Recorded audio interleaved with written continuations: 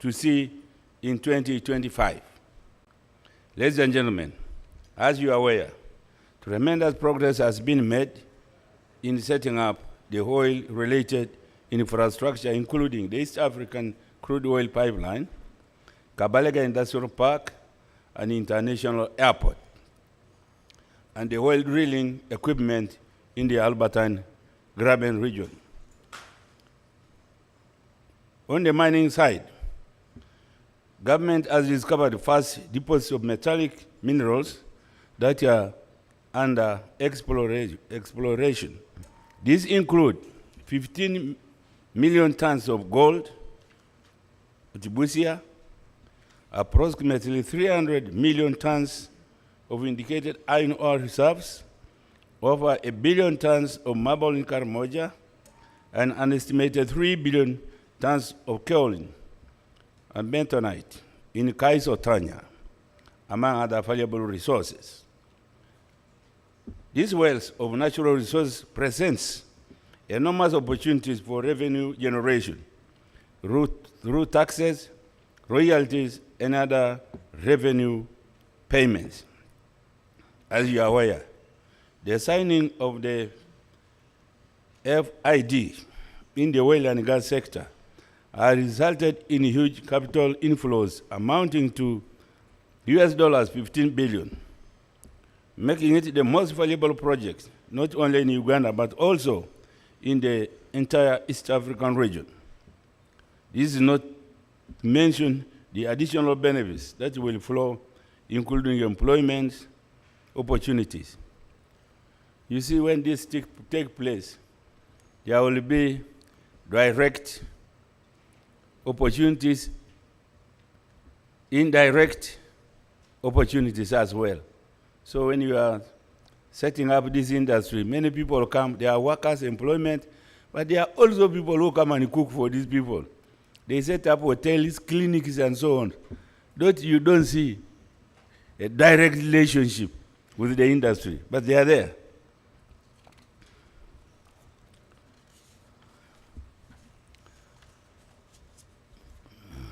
Also, we get advantage of technology transfer and sharing.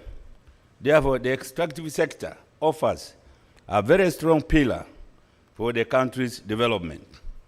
Ladies and gentlemen, whereas it is true that some of the rich resource countries grapple with challenges of the resource curse as a result of mismanagement of their extractive resources, I'm confident that Uganda has taken the right direction for the management of its extractive industries.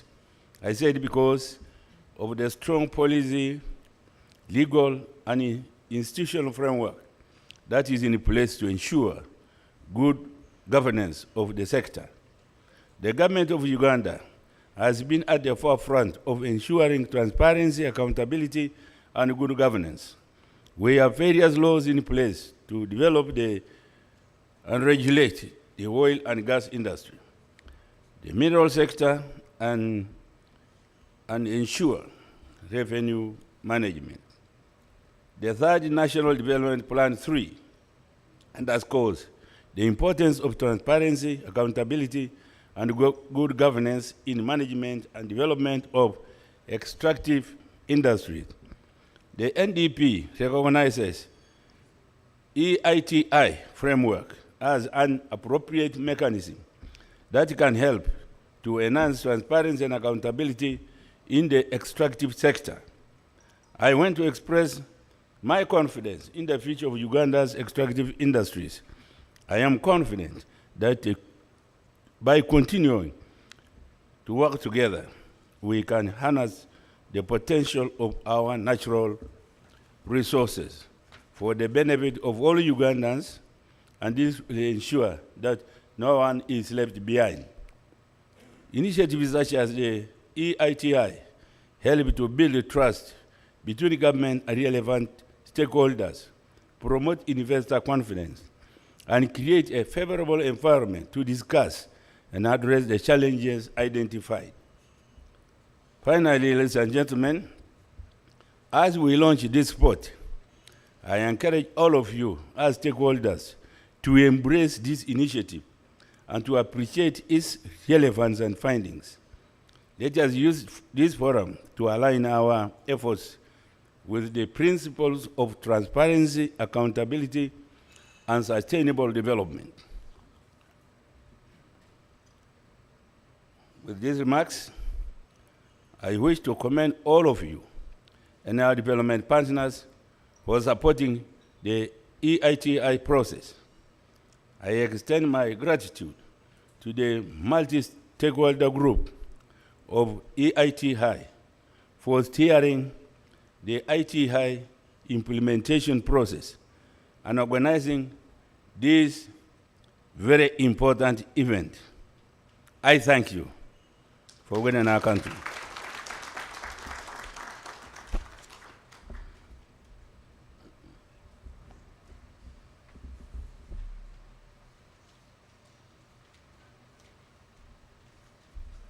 Thank you very much, Honorable Peter Lokeris, the champion for EITI in Uganda. Honorable Lokeris, Mr. Wandera, also represented related agencies, which is Uganda Registration Services Bureau, that is also mandated with supporting and complementing the work the EITI Secretariat is doing.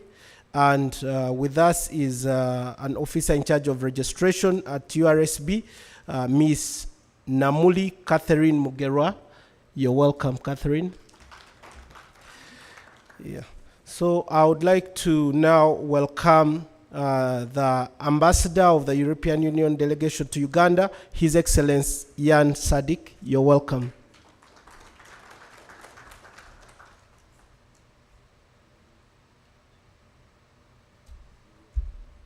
Thank you very much, Master of Ceremonies. It's great to be here, and I think I agree with the Honorable Minister. We all feel refreshed after the good Ugandan coffee that we have had here this morning. And let me start by greeting, of course, our dignitaries, starting with the Minister of State for Finance and Planning, Honorable Amos Lugolobi, a pleasure. We have the Minister of State for Mineral Development, Honorable Peter Lokeris, always a pleasure. We also have the Commissioner here. Members of Parliament, the Auditor General John Mwanga, nice to meet with you, sir. Other senior officials, including the Financial Intelligence Authority. The representative of the chairperson of the Uganda Extractive Industries Transparency Initiative here, pleasure.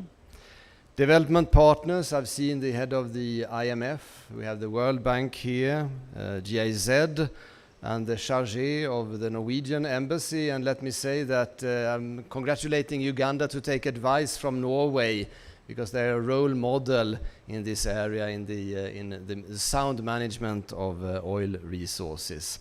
Other development partners and the private sector here, including Total Energy and their partner Sinuk. The civil society and media representatives here present, distinguished ladies and gentlemen. It's a great pleasure for me to say a few words on the occasion of the launch of Uganda's second EITI report. And first and foremost, allow me to congratulate Uganda EITI multi-stakeholder group on the achievement of this important milestone. Can we give them an applause, I think? Congratulations. Because around the globe, EITI membership is widely regarded as the hallmark of the sound management of natural resources. As Uganda is gearing up to take advantage of new economic opportunities linked to oil production and mining activities, it's important that all Ugandans benefit from these dividends, exactly as previous speakers have been saying. Indeed, by making a high-level political commitment to join the EITI in February 2019, Uganda took a landmark step towards strengthening the foundation for transparent and accountable oil production and management, and for all Ugandans to benefit from the extraction and processing of mineral resources. The EITI membership can improve the investment climate and boost the confidence of foreign investors in Uganda, while strengthening tax collection and public financial management by building trust among stakeholders, in the extractive sector. EITI membership can thus drive economic growth and job creation in Uganda. I'm really pleased to see my friend here, Jean Gavalda from Total Energy, because for me, Europe is committed and engaged here through France and Total Energy, which is now the biggest European investment in Uganda. Ladies and gentlemen, Uganda was admitted to the EITI just over 3 years ago, joining an exclusive but growing club of over 50 countries implementing the EITI standard worldwide. Significant progress has been made in this short time span thanks to the Uganda EITI multi-stakeholder group and its dynamic secretariat. The EU delegation is pleased to have been accompanying Uganda in this important journey through its technical support to the Uganda EITI secretariat in the production of the first and the second EITI progress reports. Uganda's participation in the EITI process is still only in its beginnings, however, and allow me therefore to also highlight some of the challenges and outstanding areas of work under the EITI process. In addition to the full and systematic public disclosure of contracts and licenses in the sector, the report calls for improvements in the completeness and accuracy of data concerning the artisanal and small-scale mining sector, as well as streamlining the processes for awarding mining licenses. Another important work area relates to the public disclosure of beneficial ownership information. Compliance with the requirements of the EITI standard calls for information on the real owners of companies operating in the extractive sector. Last but not least, transparency is not enough. It must be accompanied by effective dissemination, dialogue and debate on the findings of Uganda's EITI report. And that, I think, is what we are doing here today, actually. As we now await the validation of the Uganda EITI report by the EITI board in October this year, we hope that the government of Uganda will continue to champion the implementation of the EITI standard and engage broadly on the findings of the report with a view to promoting public debate on good governance for the sustainable management of Uganda's natural resources. Earlier this year, a new EITI standard was introduced with several new and strengthened provisions covering 4 thematic areas. 1, anti-corruption. 2, energy transition and new requirements to support disclosures on green energy. 3, gender, social and environmental concerns. And 4, revenue collection. These topics are not only central to Uganda's development path, but are also key priorities for the European Union's partnership with Uganda, which is centered on a green and climate transition, sustainable jobs and growth, and governance and social inclusion. With growing experience in implementing EITI, Uganda can be in the vanguard of implementing these new changes to the EITI standard, and as a result ensure the continued sustainable management of Uganda's natural resources for the benefits of all citizens. As I conclude my remarks, let me also recognize the vital role of the media in ensuring good communication and open dialogue on practices in the extractive sector. The successful implementation of the EITI process depends on it.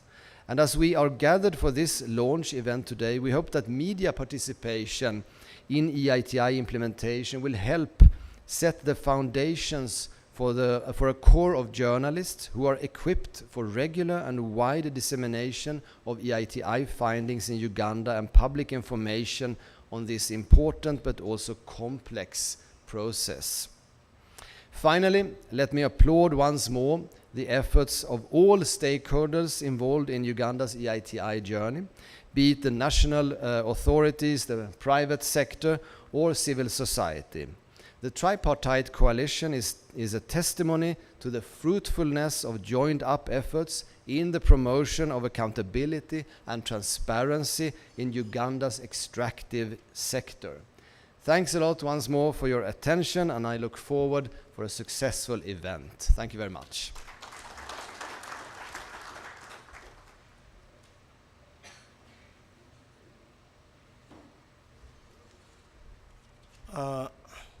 I have special instructions from the head EITI Secretariat that we need to give a louder applause to His Excellency Jan Shadik. Yes. The EU has been very, very supportive. Financially, they've been the foster parents of EITI in Uganda over the last 2-3 years, and it's something we don't take lightly. Thank you. With us also is Honorable Charles Tebandeke, MP, Bale constituency. You're welcome, Honorable. We also have Honorable Namuga Gorethi, MP, Maogola South. You're welcome. We also have Miss Jennifer Hinton, Uganda Country Head, Jova Mining, and a board member for the Chamber of Mines and Petroleum. Jennifer, you're welcome. Yeah, the process of preparing the report was supported, as mentioned earlier, by an independent administrator, a consortium of BDO and DT Global, who are represented here by the team lead for the independent administrator, Rashad Malej. You're welcome. And as I mentioned earlier, we have Edwin Warden, the regional country manager for the International EITI Secretariat. He's joining us via Zoom, and he'll be making some remarks at some point. So thank you very much for joining us, Mr. Edwin Warden. At this moment in time, we are going to watch a video clip, which is in essence a summary of what the report is like. We thought before the launch we can have a brief of a video clip, and then we shall hear from Mr. Edwin Warden and the independent administrator before we officially launch the report. So I hope the technology team, you can set the video. Thank you very much. Gas, oil, gas, mining. Natural resources can be valuable sources of economic growth, but do not always benefit the people that they belong to. A diverse group of countries, companies, and civil society organizations recognize this and the need for change. They believe that natural resources should be managed responsibly, transparently, and in the interest of citizens.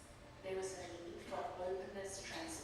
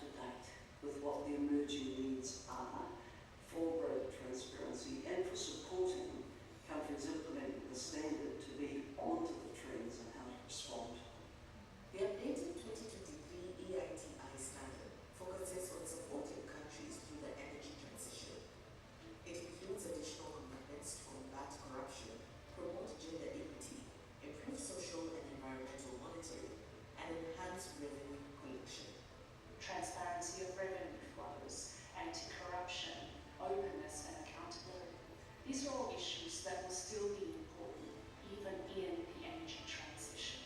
That means putting a lot of better governance around those minerals, because if we don't, we run the risk of the energy transition not resulting in peace and prosperity, but actually in conflict and division, which has been a lot of history of extractive sectors in the past.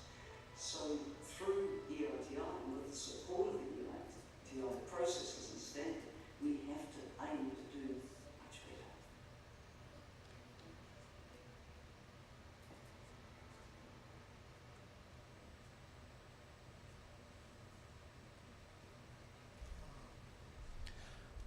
Thank you for that.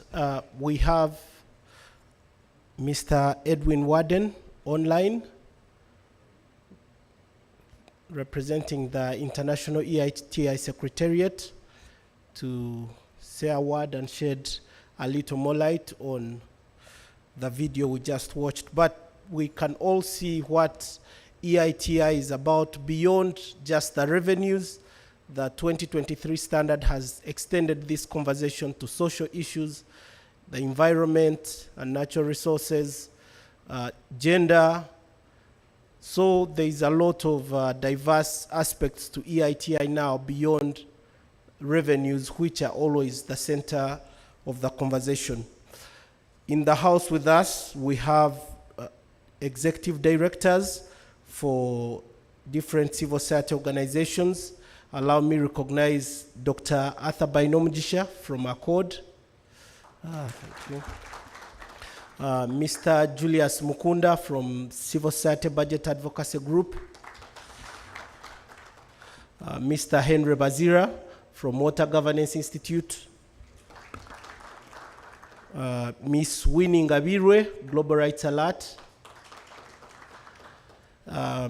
Mr. Paul Twebaze from Pro-Biodiversity Conservationists in Uganda. Paul. We have Mr. Bashir Twesje, Civic Response on Environment and Development. Thank you very much.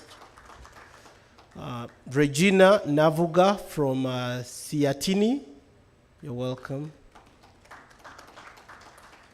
Miss Margaret Lamonyang from Karamoja Women's Association. We shall continue to recognize more as they come in, but for now, let's listen in from Mr. Edwin Warden. Is he on? Please. Thank you, Chair. I'm not sure how people can hear me.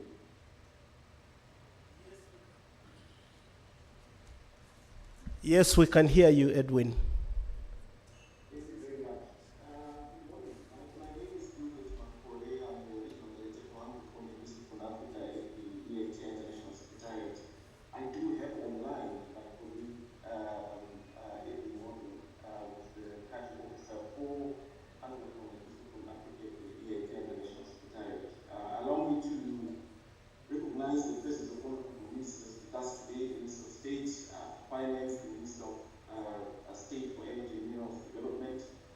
We also want to acknowledge the presence of the Auditor General, parliamentarians, ambassadors, present, senior government representatives,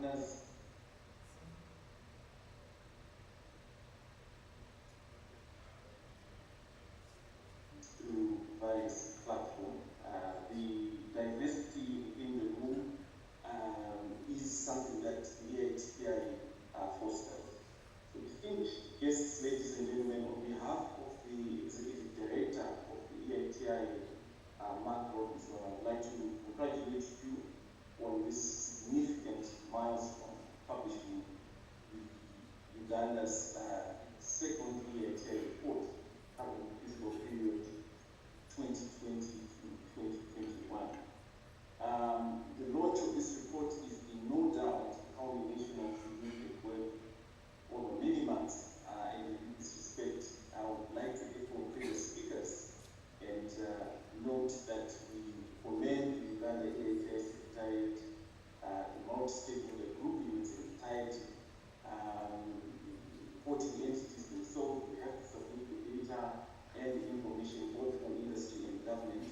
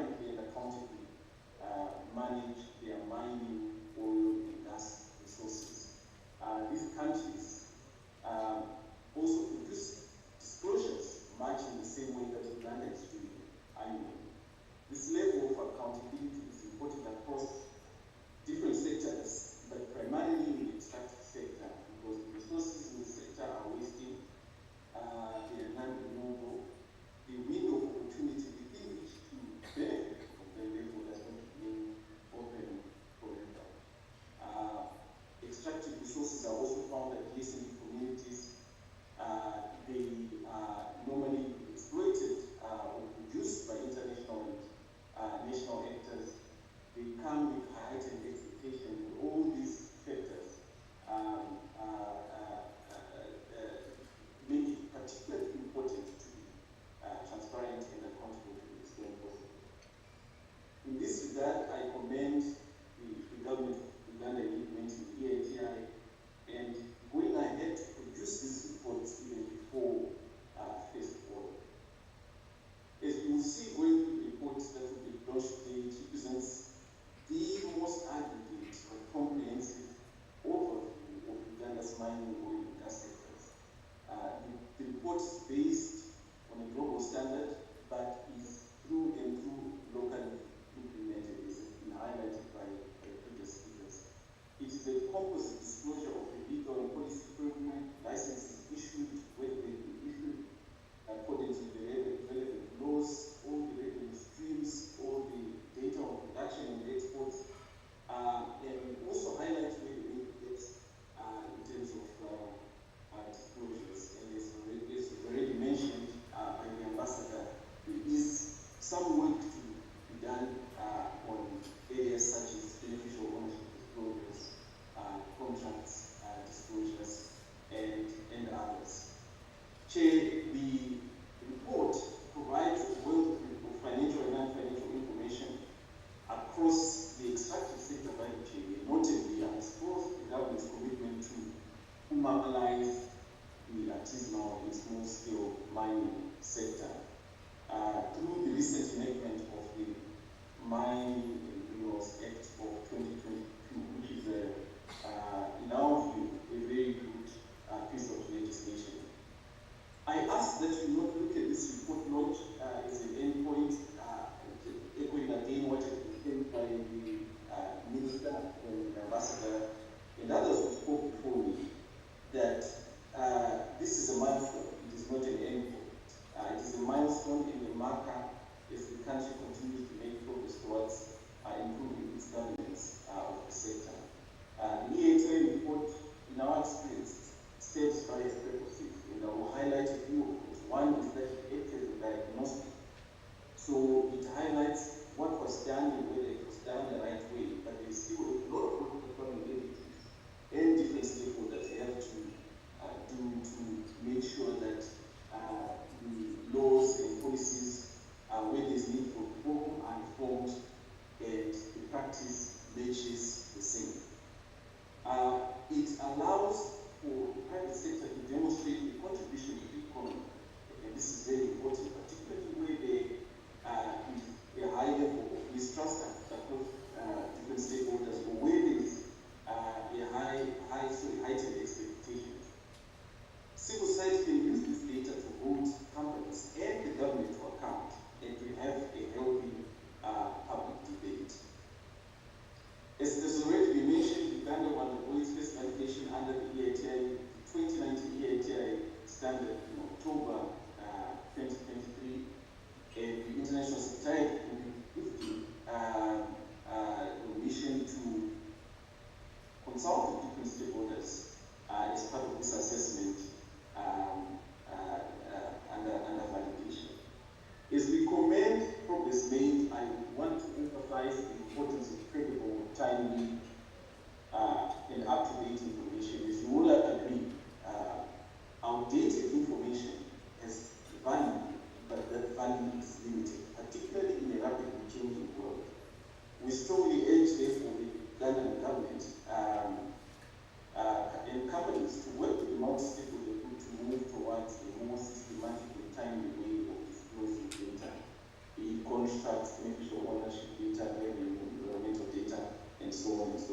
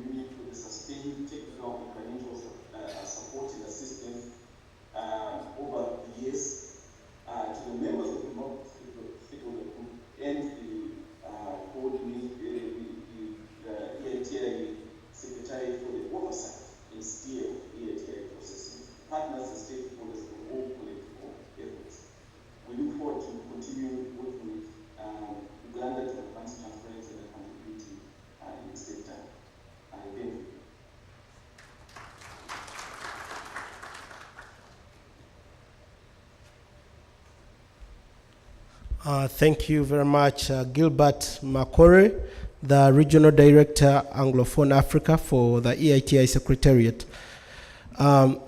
Before we officially launch the report, I would like to give the team that was behind preparing in partnership with the multi-stakeholder group to come and make some remarks. Mr. Rashad Malej, you're welcome.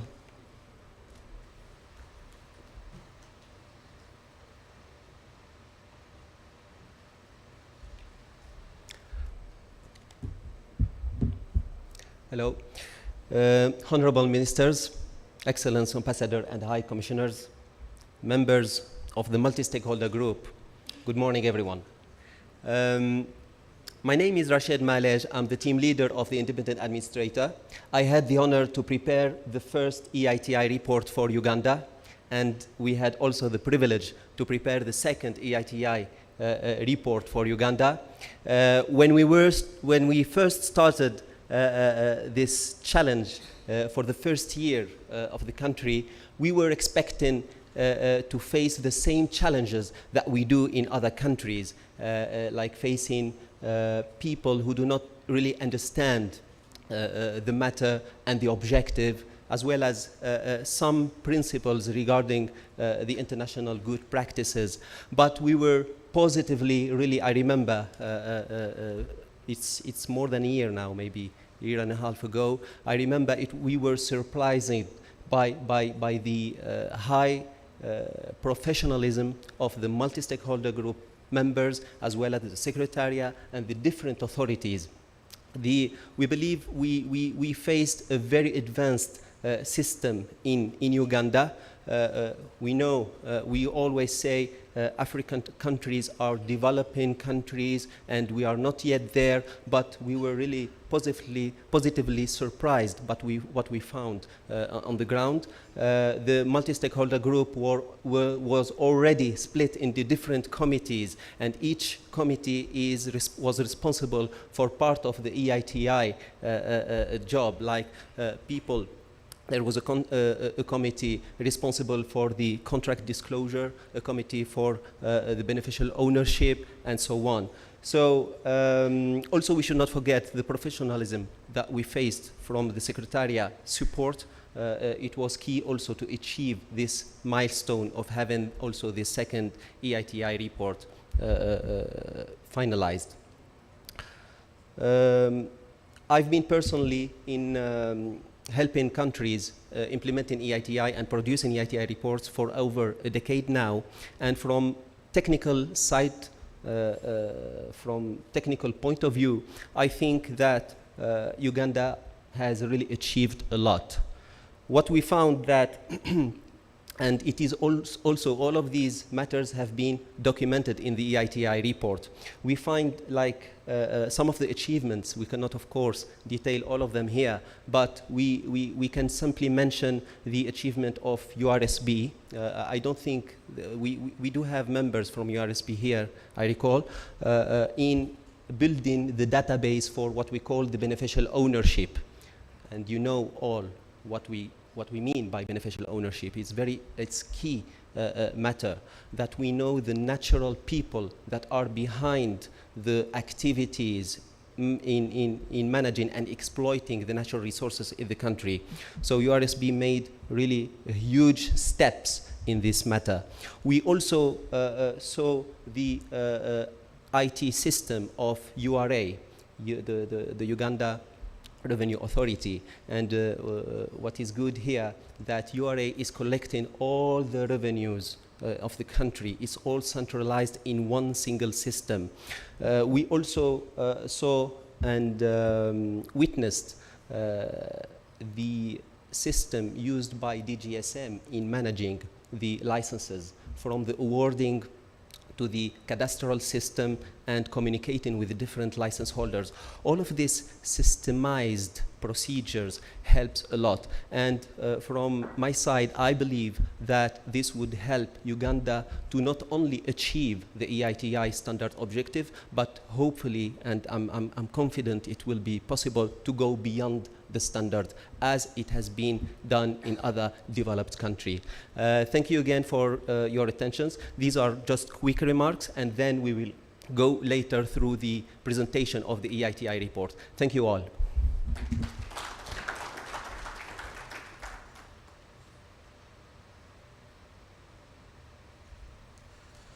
Thank you very much for those remarks, Mr. Malej. I'm now going to invite the ministers, the Minister of State for Energy and the Minister of State for Finance, and the EU ambassador to come to the dummy report over there for the official launch. And in this process, they will be accompanied by the members of parliament on the Natural Resource Committee who are here with us, the Auditor General, the representative from the Ministry of Energy, Mr. Malinga, a representative from Petroleum Authority, Mr. Clovis Irumba, representatives from Sinok and Total, and Jova Mining, and then the chairperson of the MSG, and the CEO of the Chamber of Mines, and Ms. Winnie Ngabirwe to represent members of the MSG. Please, let's welcome the ministers and the ambassador, accompanied by those I've just read out. We can give them an applause as they make their way to the front.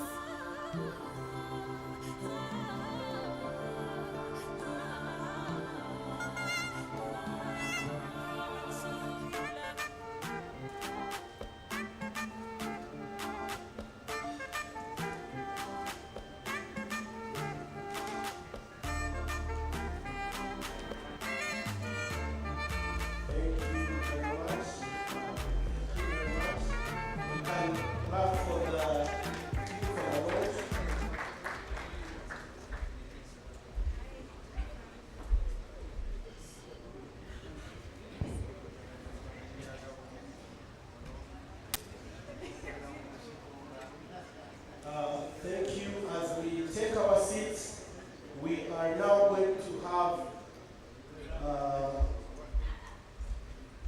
the presentation of the report. I request that we use 3 minutes to settle in and refill our cups.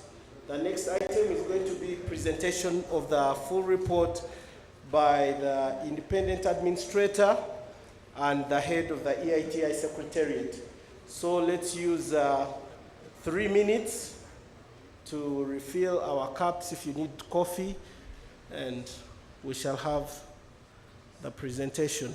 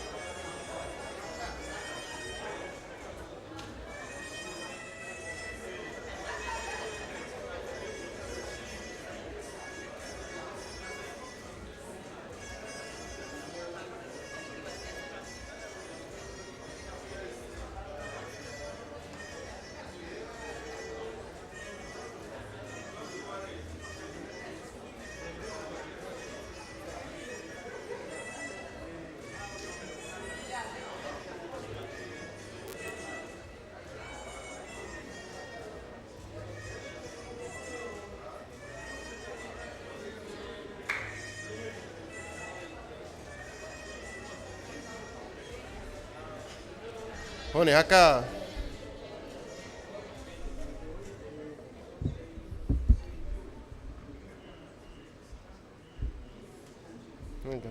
Hold on.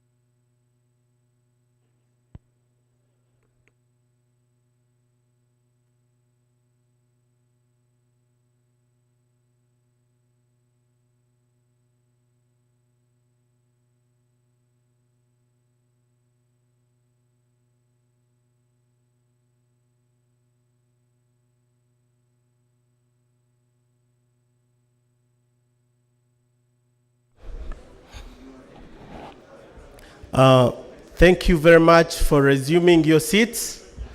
We can now start on the presentation. I request that we resume our seats so that the presentation can begin.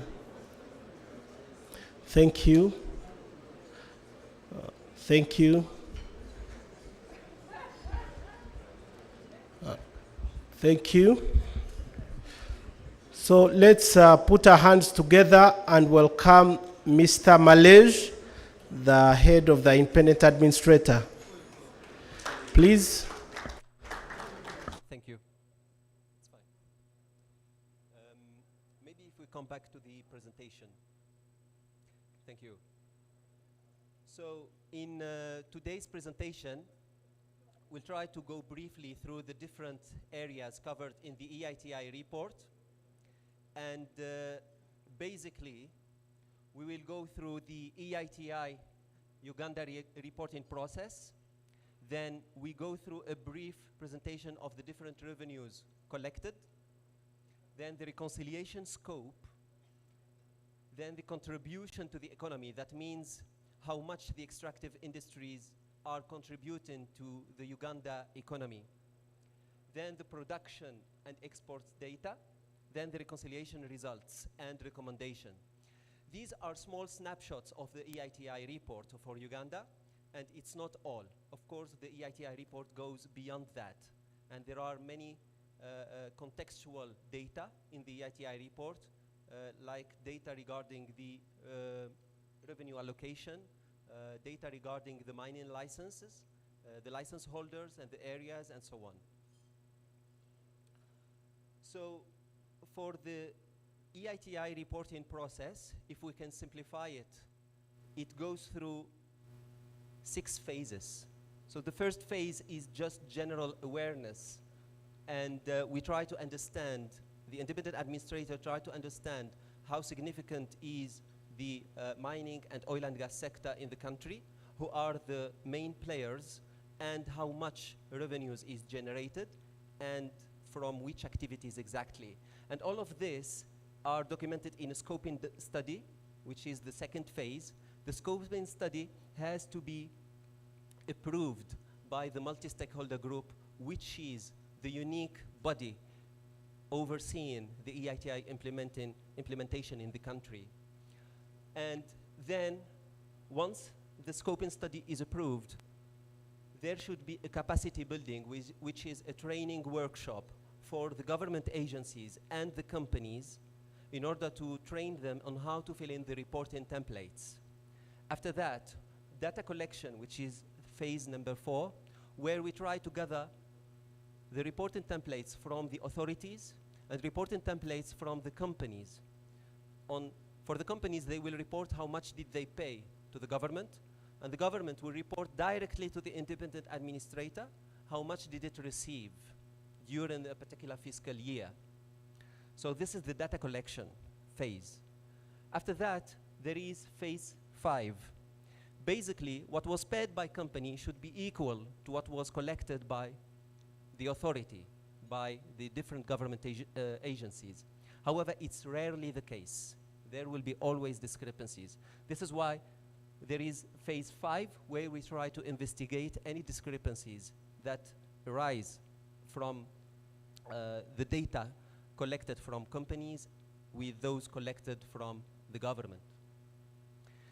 After that, there will be the final phase where we prepare the EITI report. So there will be a closing date after which there will be no data being collected from any reporting entities, and we start, of course, preparing the report. We submit it to the multi-stakeholder group.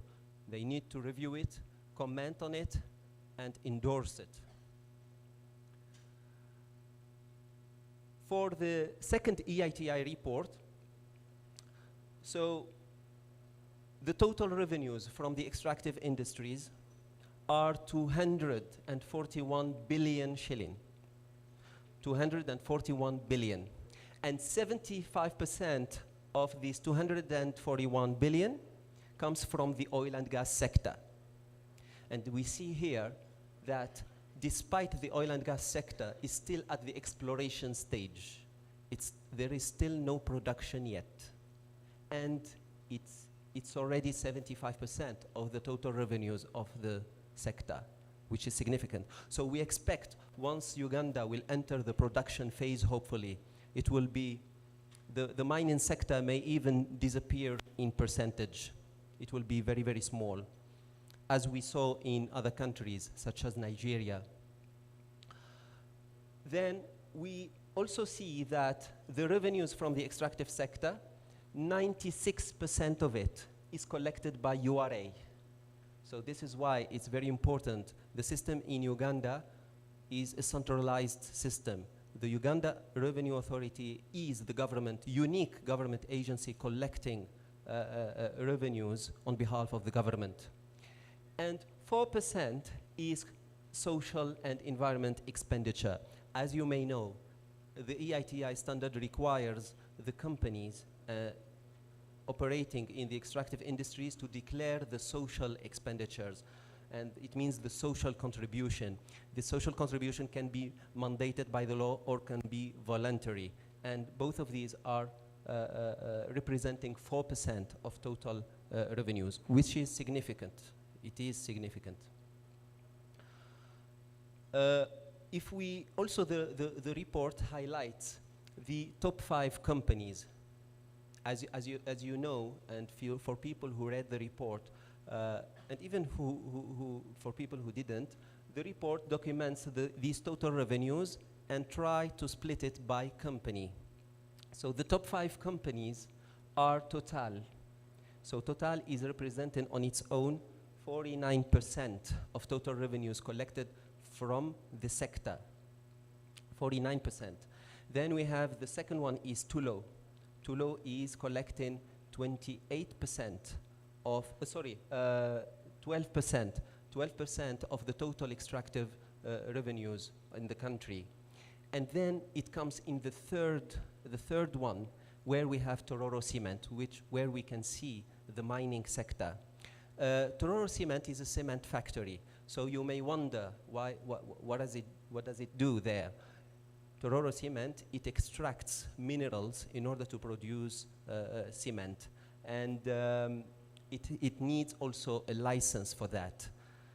So this is why it is considered as being mining. Then we have the second company, Tullow Uganda Limited, which is 7%. So the two Tullow, if we can say, the group is around 19% of total revenues. Then we have Wagagai Mining for 12 billion, and we have the other companies. This is the structure of the top 5 companies. Then also the report tried to document the structure of the top 5 payment streams. That means, we remember, we have our 241 billion total revenues. These 241 billion, 54 billion comes from capital gain. Capital gain is a tax payment. Then we have withholding tax. That means the taxes that have been withheld on payments to suppliers by the different companies, which is a tax payment. Then we have the stamp duty, the value-added tax, and the payee.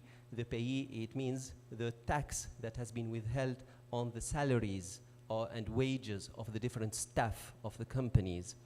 And we can see that what we can retain from these top 5 payment streams is that none of these payment stream is specific to the mining sector. All of these are common law payments. It's tax payments. We do not see royalties. We do not see license fees, and so on. It means that all of these specific payments are under other flows, which represent 27%. That means they are not yet significant enough to appear among the top 5. But we believe that once we are in production for the oil and gas sector, we would start seeing among the top 5 payment streams the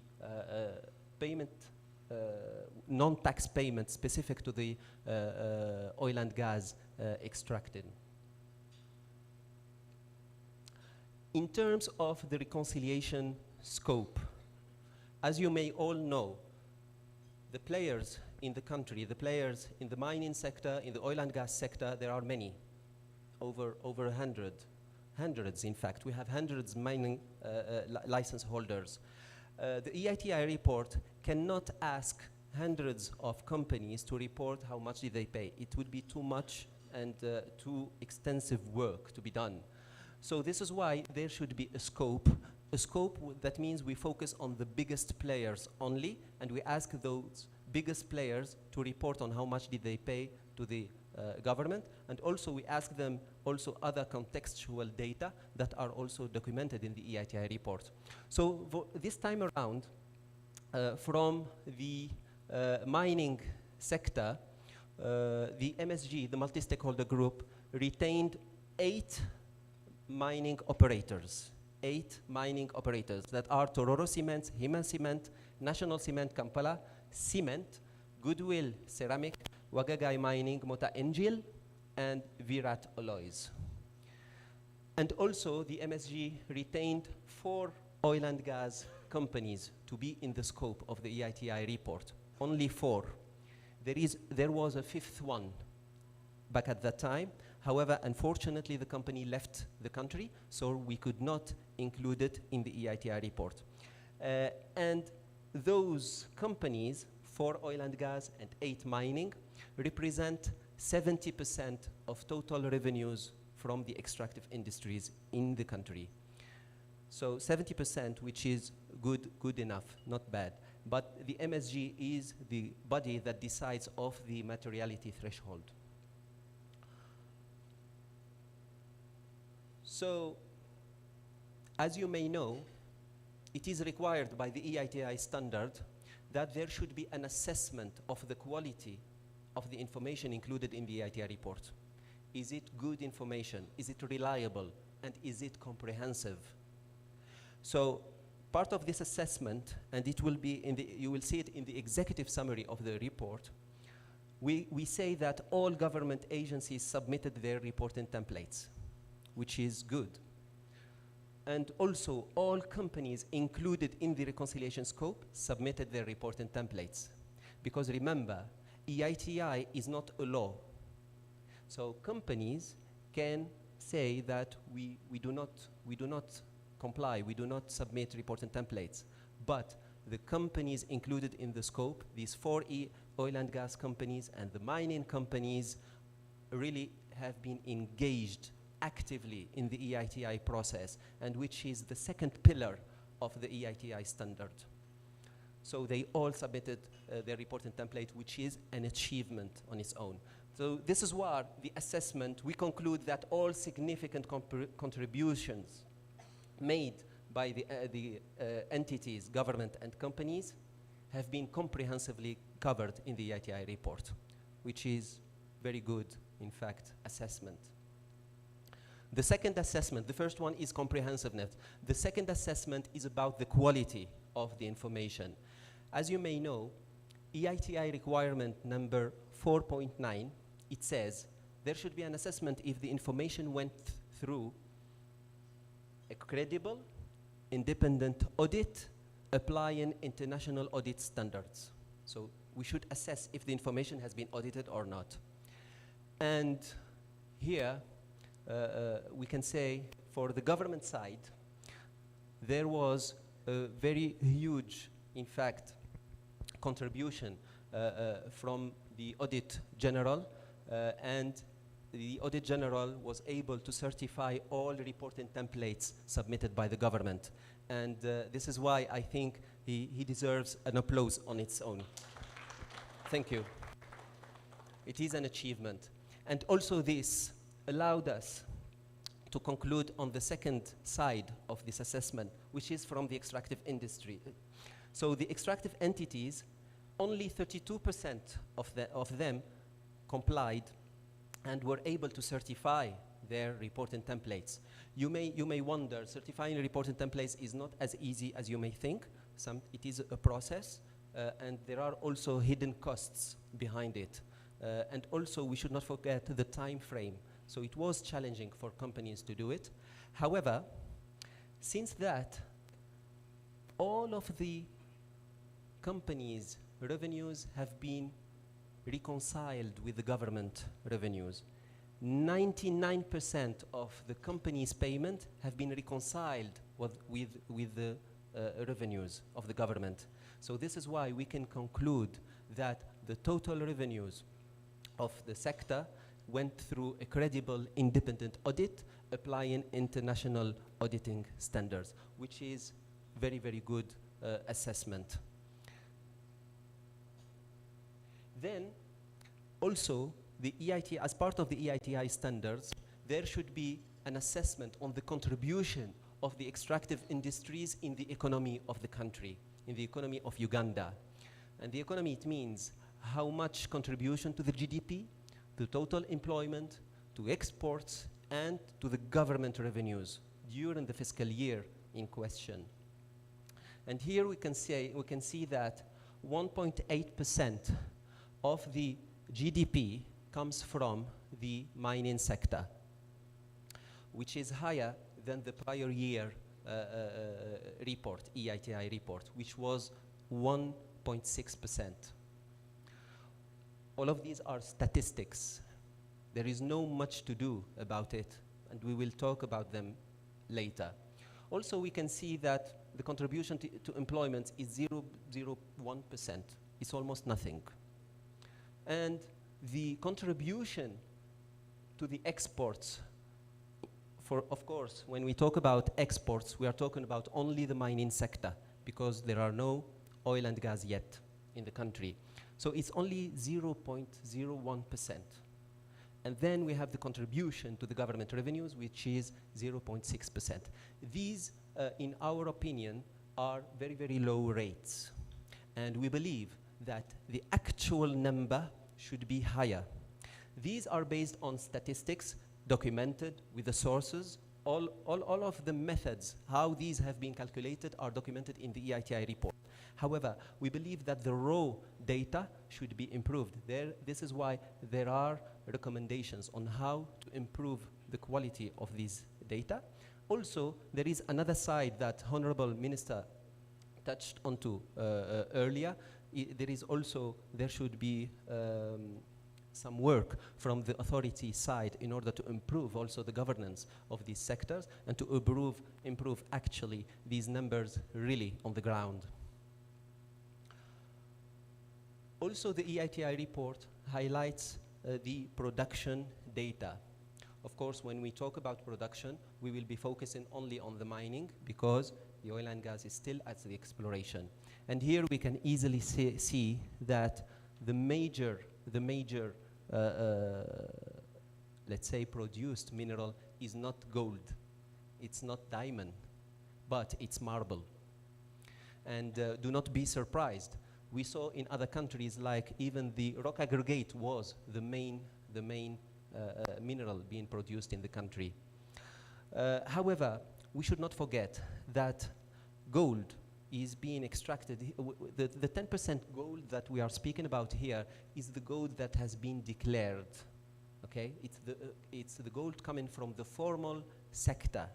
And fortunately, there is no still in the country a very good study that would show us how much would be the contribution of the informal sector. And there are, of course, guesses on the numbers, but we don't know. But definitely 10% is the minimum. So it would be, of course, much more than that. In terms of exports data, so the EITI standards as well, there is an EITI requirement stating that we should produce information about the exported minerals in value and in quantity. And you remember here there is a single company declaring exports for a single mineral. Why is that? Because you remember there is a presidential ban that prohibits any exportation of raw minerals. So this is why. But the DGSM, of course, gave some reasons why this company is still exporting iron ore. And all of this is documented in the EITI report, as well as on the DGSM website.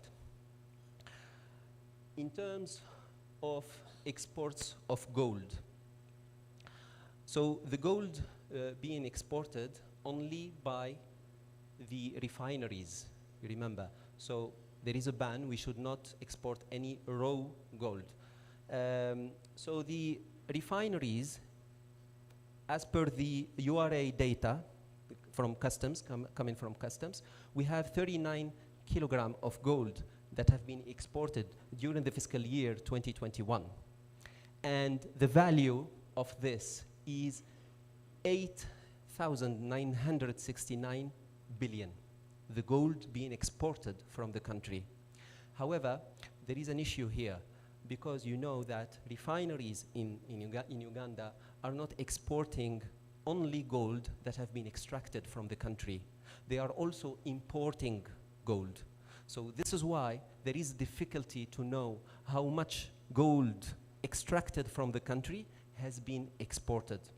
Because just a quick look at this table, and we can easily see that imported gold are more than exported gold. So we cannot know how much gold did we export.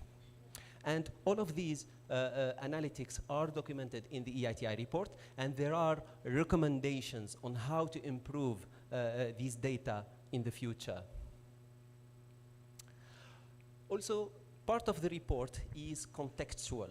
It's about the legal framework, it's about the fiscal regime, about the license allocation, the technical and financial criteria we should apply before awarding a license, and so on, and the budgeting process, and so on. And however, part of the report is about reconciliation. You remember, we asked companies in the scope, how much did they pay, and we asked the authorities how much did they receive from these companies, and we reconcile. So this is the result of the reconciliation. We have our 12 companies composed of 4 oil and gas companies and 8 mining companies. And we have here, after adjustment, how much the companies declared, which is 168 billion, and here how much the government declared receiving from these companies, which is 169 as well. The difference is less than 1%. This is why we mentioned earlier 99% something have been fully reconciled, which is a very, very good achievement, and it's really a hard work from both the authority side as well as from the company's side to achieve almost 0% discrepancy. Just to come back to this slide, these are the final number after the reconciliation, and these are the initial numbers lodged by the companies and the authority. And in between, we made some adjustment. You remember in the fourth phase in producing an EITI report, we should make an investigation. The independent administrator should make an investigation on the discrepancies between what was declared by government and what was declared by companies. And when we did, in fact, this investigation, we found out that there are mistakes, there are issues that needs to be adjusted. And these adjustments have been summarized here. So we adjusted the company's figures, and we adjusted the government figures as well. These are summarized here, and the report gives details of these adjustments. And also the report, it goes even beyond the detail by how much the adjustment is to have the detail by company and by payment stream and by reason why this adjustment has been done. Just to summarize, the major adjustment is coming from taxes that have been declared, which are related to non-extractive activities.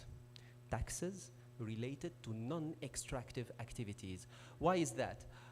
You remember, we have many cement factories, and these cement factories are making huge payments to the government. So this is why the MSG included them in the scope. When we contacted these cement factories, we found out that they are not necessarily extracting the limestone or the different mineral from Uganda. In fact, most of the raw minerals that they are using to produce cement is purchased and even imported from other countries. So it means any cement that has been produced from purchased clinker or purchased minerals in general, it is not extractive activity. So this is why we had to come up with the different figure, with a specific figure, how much of these taxes are coming from this activity of purchasing and transforming to cement. And it came out that 413 billion shilling should be removed. They are not related to the extractive and activities. So this same adjustment has been made to the government agency as well.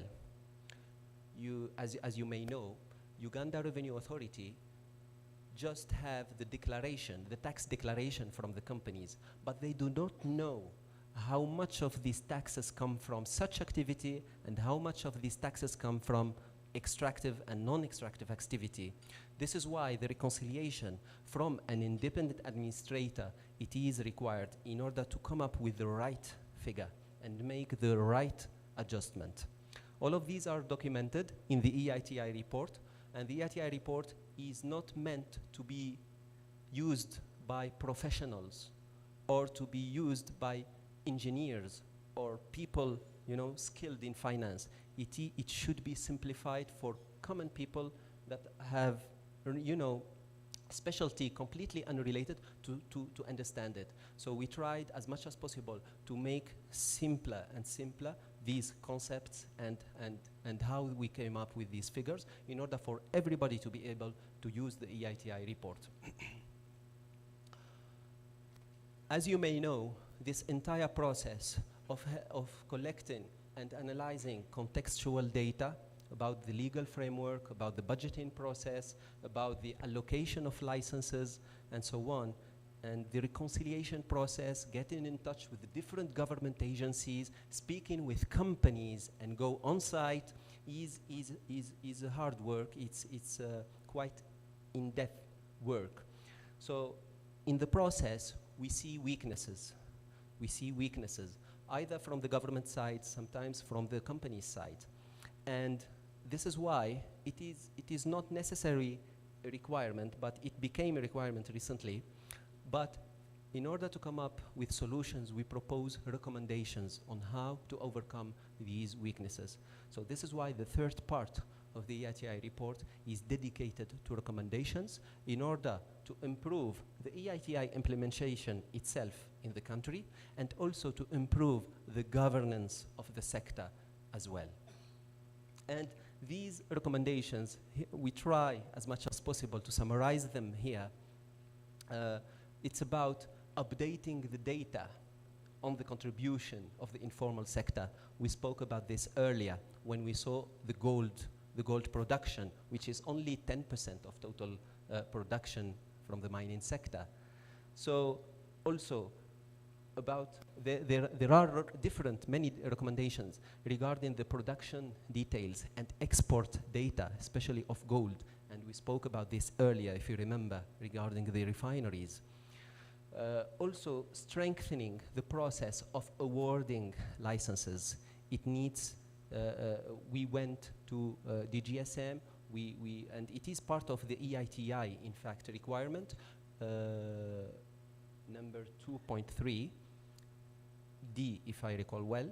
We should make an assessment that there is no non-trivial deviation from the legal framework when awarding licenses. It means, in different words, we should ensure that there are no big mistakes or huge or significant deviation from the law when awarding the licenses. And this is what we found, in fact, that there are no significant deviation from the law, but there are small deviations, small and clear area when awarding licenses. Also, we spoke with the different companies, and we saw the difficulties they encounter with their licenses and the renewal, and sometimes before it is renewal, it was granted to someone else. It is unfortunately allowed by the law So we have sometimes these difficulties that create blockage to the different companies, and it may block the investment in the country. So this is why there are some improvements to be made, and we of course make only recommendations about it. And it is up to the multi-stakeholder group to take these recommendations forward and to implement them, of course, liaising with the different authorities competent in the field. Also, there are recommendations regarding the mainstreaming and systematic disclosure, and this is where EITI is heading to. Mainstreaming and EIT and systematic disclosure. In future, we would not want to see an independent administrator come in and prepare an EITI report. And this is where Norway is already there. That means all the EITI process is embedded in the government procedure, and all EITI data are made available with the quality necessary systematically, without waiting for a professional to come and compile these data. So, and there are, of course, there should be a roadmap on how to implement this and how to achieve it. We cannot achieve it in one day, but as I mentioned earlier, we believe that the system in Uganda is quite advanced, and it may allow this to be reality shortly. Public disclosure of the full text of the mining licenses, as well as the contracts. As you may know, as part of the EITI standards, any contracts that have been amended or signed after 2021 should be publicly available. That means the full text of the contract should be publicly available. Actually, until today, it is not yet the case. So there is a recommendation on this side on how to achieve the EITI standard. And of course, it should not happen in one day and a night. Just we publish the report. We need to ensure that there are no legal obstacle for that. We would not want to publish the contracts and then being in a trial on the court because we breached any confidentiality agreement. It's very important. Also, on the data quality and assurance process, on how to improve this, you remember, EITI is not a law, okay? So it is still a voluntary initiative here in Uganda, but there are other countries that made it a law. Some countries just enacted an entire EITI Act, like Nigeria EITI Act, Tanzania, and so on. But in other countries, they made some adjustment to the law in order to make it mandatory.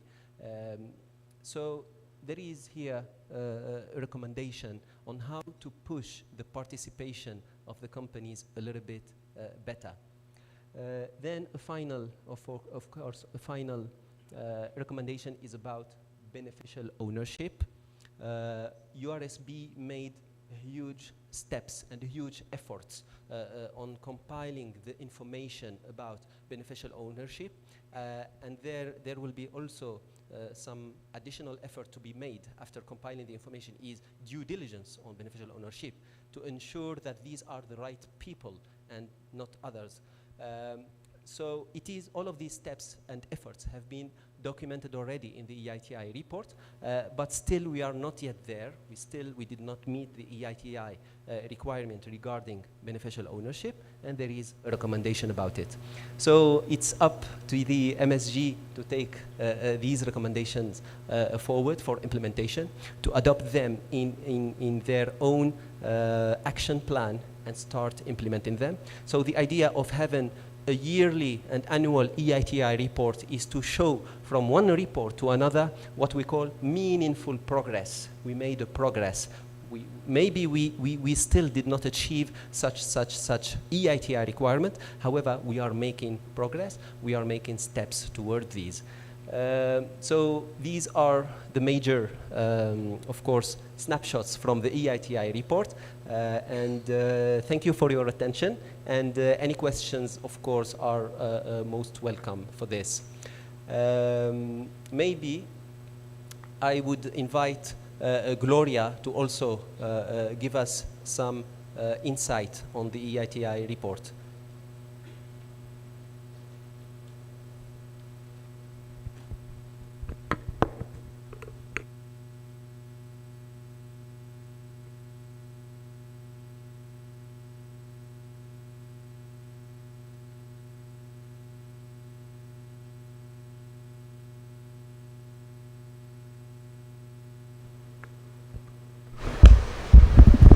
Good afternoon, ladies and gentlemen. Thank you for coming for the launch of the report. I think it would be useful if I followed on from Rashid, and then we can take questions at once after both presentations. So my presentation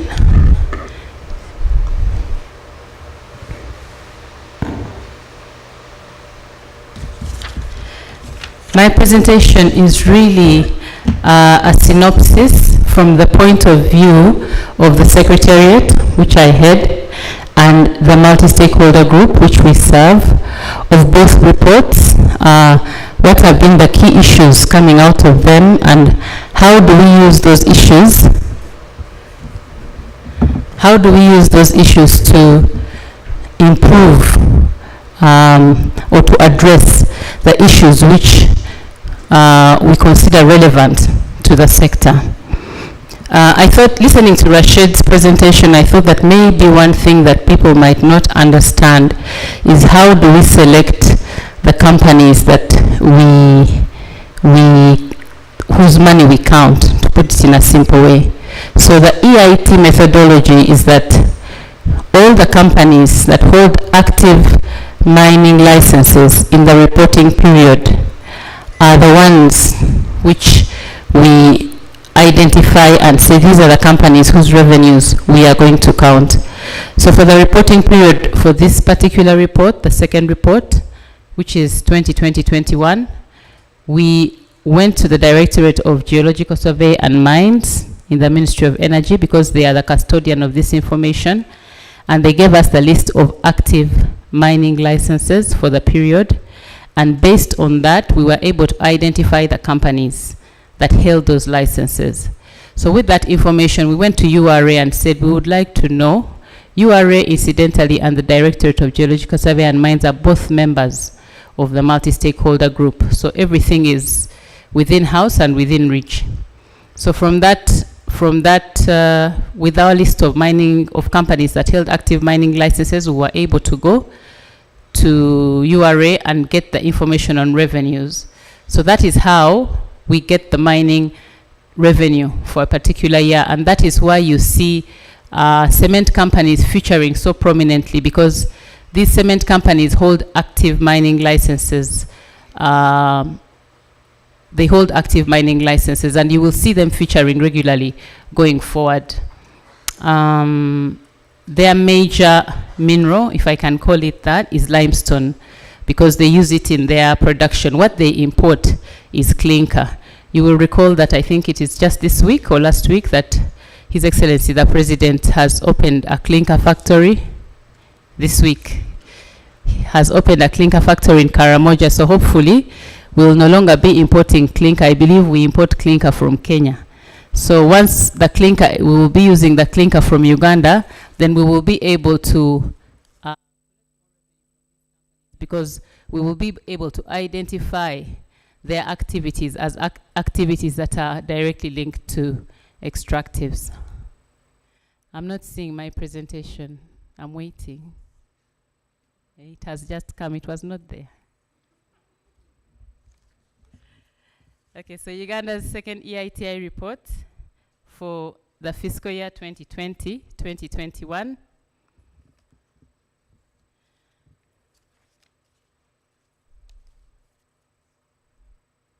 Do I have the thing?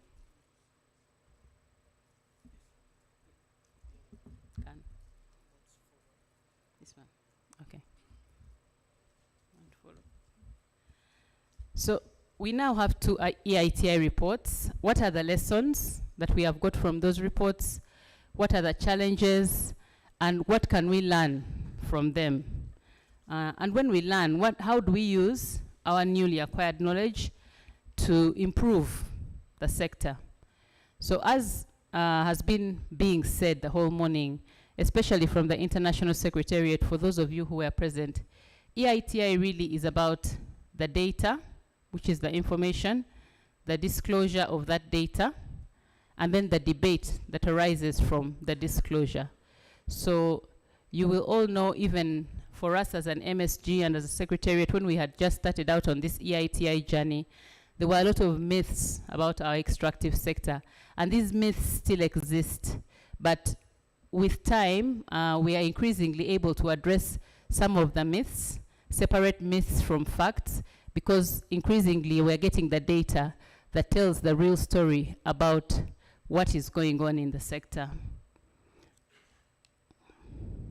So once the data is disclosed, we are then able to debate on the pertinent issues and to discuss and agree, is this the right way of doing things? How do we address these issues? And this forum where we are today is one of the ways in which this is taking place.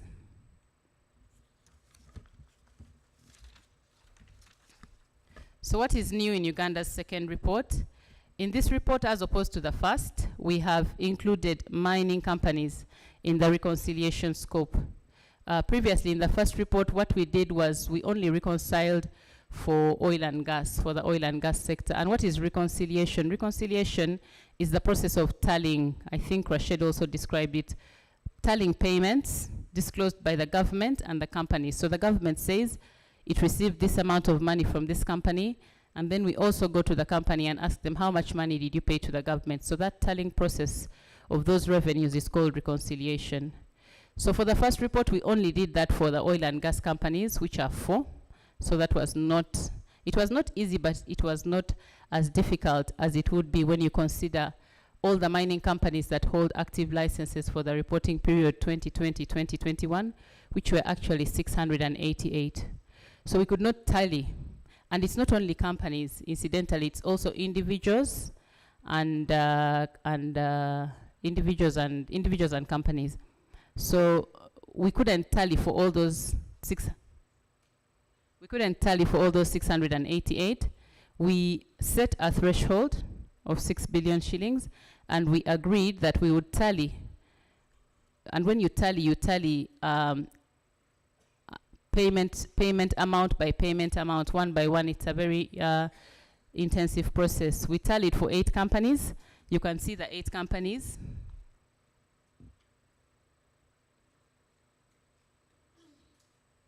Those are the 8 companies we tallied for. These 8 companies together are responsible for over 70% of the revenues that we received in that financial year. So that was one key new thing for us in the new report. So when we look at the revenues that were recorded, when we do a comparison,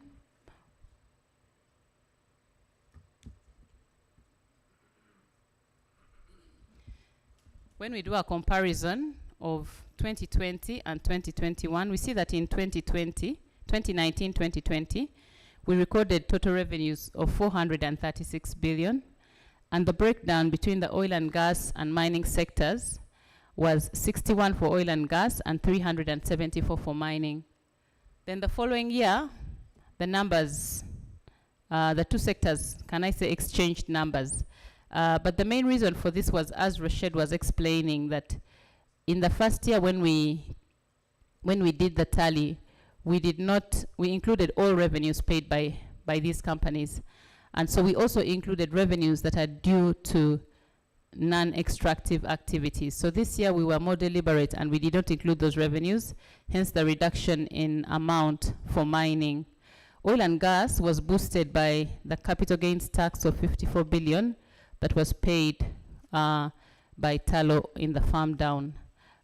We still talk about Tallow because they were still present in Uganda during that time, during our reporting period of 2020-2021. So looking at the top revenue streams for the 2 years, for 2019-2020, our top revenue stream was VAT, customs, pay-as-you-earn, local excise withholding, and other revenue flows. Rashid tried to break down the other revenue flows for us. In 2021, the highest revenue stream was capital gains, followed by withholding, stamp duty, VAT, pay, and then other flows. For local revenue royalties, in 2019-2020, over 2.3 billion shillings was remitted to local governments out of a total figure of 7 billion royalties. So the royalties that were collected from the mineral sector by DGSM as a result of mining was 7.04 billion in 2019-2020, and then 8.7 in 2020-2021. So as an MSG and as a secretariat, when we look at these figures, we ask ourselves, you know, where is the money from the mining? Where is the money from the royalties? Where is the profit tax from the companies? Where is the profit tax that companies pay, the corporate income tax from engaging in this sector? And as Rashid mentioned earlier, these figures are still low because the economic activity has not yet got to the stage where they will surpass the regular income streams. But it is something for us to watch. And as Uganda EITI, we believe that we are in place at the right time so that when the big money starts flowing, we will be in a position to accurately capture these revenue streams. When we look at mineral production, that is the picture. By value and by quantity, the difference is not much. Mostly limestone, pozzolana, vermiculites, wolfram, and gold. Pozzolana is a I know colleagues here might be how I was when I had just started out in this work. I did not know what pozzolana was.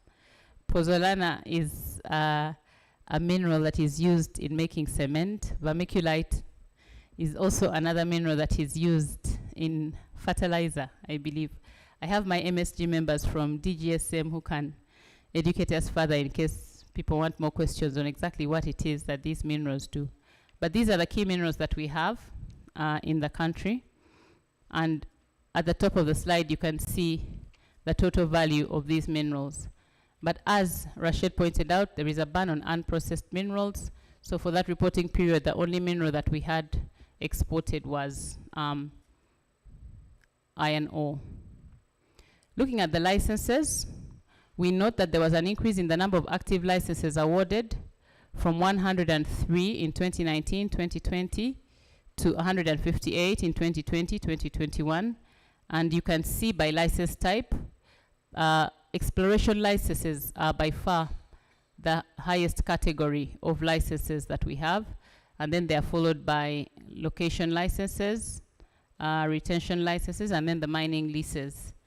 As an MSG and as UGEITI, we often ask ourselves, you know, the exploration license that people get, and this is some of the anecdotal conversation that goes on in the sector.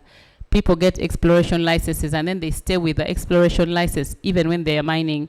They continue mining under the exploration license, and that is why in some cases they do not declare dividends because they are still exploring. So as an MSG and as a sector, how do we combat this practice, or how do we work with DGSM to ensure that we are monitoring and supervising so that when people start mining, actual mining, we are there to note and to request what is due for the government. Apart from the figures, we also have an updated contextual setting because the context is also a part of the report. So in terms of the key updates that have happened between the two reports, we do have new mining legislation, which amongst other things creates a national mining company and introduces a model mining agreement for large-scale mining businesses. It also revises the royalty sharing formula, increasing the share for landowners from 3% to 5%. The report also notes the award of licenses under the second licensing round, Kasurban to UNOC and Turako to DGR Energy. The report also notes the development in beneficial ownership legislation, as well as the launch of the fiscal rule to guide oil revenue expenditure. According to the fiscal rule, a maximum oil revenue of 0.8 of the preceding year's estimated non-oil GDP return shall be transferred to the Consolidated Fund for Budget Operations. So as an MSG and as a secretariat, we want to put a number to that 0.8. What does it mean? How much money are we talking about? And because we have all the relevant agencies on the MSG, this is something which we can actually discuss and put in writing, and it will help us to estimate exactly how much will be going into the government coffers once oil starts flowing. So there are two sets of recommendations. You have those recommendations in your folders. So for easier reading, I would request that you look at your folders, because the slides the words might be a bit small. For 2019-2020, there were 6 recommendations, and then for the following year there were 8. And actually, when you look at the 6 and the 8, for this year we got 2 additional recommendations in addition to the 6 that were already there. So these recommendations are not tick and cross. They are ongoing processes that we must build on every day in order to achieve full compliance with the EITI standard. So the first recommendation is about mainstreaming and systematic disclosure of EITI data. Rashid explained this, and it is also a recommendation for this year. Increasingly, we must work towards making sure that we have a one-stop, maybe I can call it a page or a platform for EITI data, where all EITI relevant information is posted from the institution that houses that data. So for example, we would expect URA to have a direct link to URA, where URA tells us revenues from extractives, and we just click on that link and we are able to see how much extractive revenue by revenue stream, by company, by license type, how much revenue came in that year. We would be able to click, when we have finally disclosed our contracts, we will click on the Petroleum Authority of Uganda website, and it will take us directly to the contracts, and we will be able to see them. We will click on the link for the Directorate of Geological Survey and Mines and be able to see all the licenses, which company has a license, what mineral is that license for, where is the location of that license, what type of a license is it. So instead of having to go to the different agencies to receive that information, ultimately we would want all that information to be in one place, even if it's a link to the website of that agency, but having it on one platform makes it much easier for access. And it is recommended that that data is in the public domain so that any interested party is able to access that data. The second recommendation is on the public disclosure of the register of mining licenses. This information is already available for a fee. If you want to know the full text of a mining license, you can go to the Directorate of Geological Survey and Mines, and for a certain fee. Engineer Sebagala, how much is it? Sorry? Engineer is getting us the fee. But we are still operating under the old regulation. We are not. On the fee. There's a new regulation and most of those fees have been revised, so I don't have the accurate figure of it right now. But I know it is within one of the schedules of the mining licensing regulations of 2023. Okay, so for a fee, you are able to access that information. However, the EITI standard recommends that that information should be accessed free of charge. The third recommendation is the public disclosure of contracts and licenses in petroleum and mining, and this recommendation is carried on to this report, to the 2020-2021 report. The fourth is on the data quality and assurance, where the emphasis on getting the proper signatures and certification and audit sign-off on the company's data is emphasized. This is something that's not easy, as Rashid had said, but it is something which we can be penalized for, because if we do not have the right or the correct sign-off, if, for example, if the Auditor General was not able to sign off on the government accounts, which thankfully he was able to do, but for the company's side, if we are not able to get an independent verification of the authenticity of that data, then that data is deemed not to be credible, and it is marked against its authenticity. So it's something we have to work very hard towards, together with our colleagues in the companies. If we start early enough in the process for the next report, we need to ensure that we get the right sign-off so that our accounts are considered to be credible, verified. The fifth is the accuracy of export data, and this is the famous gold issue. We all know the conversations that we have around gold, how we have different reporting figures from different institutions. Rashid alluded to the fact that some of the gold that is refined is not necessarily from within. So we need to have a better handle on understanding where the gold comes from and what the correct figure is. And a key part of this also is obviously getting the figures around the artisanal and small-scale mining, because we do have a lot of gold being mined in this way, but to what extent are we able to quantify the amounts that are mined by the artisanal small-scale miners? The last recommendation for that year was on the public disclosure of beneficial ownership. We are working with URSB and with FIA on beneficial ownership. It's work in progress, but it's a journey which we have started, and we hope that we will be able to make good progress. Later on in the presentation, I'll be pointing out a few things on that specific area, which colleagues here who are the duty bearers in the institutions can support us in framing and concluding.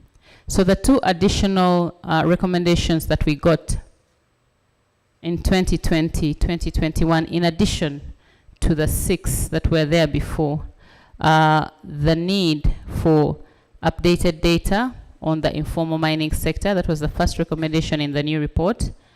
And then the other one was on the awarding of licenses, which Rashid talked about. An independent audit of the mining license awards should be conducted to improve the licensing process. So these recommendations are our checklist. As you have heard, we are going to be validated beginning 1st October, and the point of departure of the validation will be the status of implementation of these recommendations. So this is something which we have to work together towards to make sure that our validation is, we are validated positively. So what are the benefits in our view as a secretariat and as the MSG? What are the benefits of EITI? The first benefit is it has opened up the sector to scrutiny. We are able now to decide or to make decisions based on actual data from credible sources, because the data that is contained in the EITI report is from the owners, the actual official institution that has the mandate to maintain that database.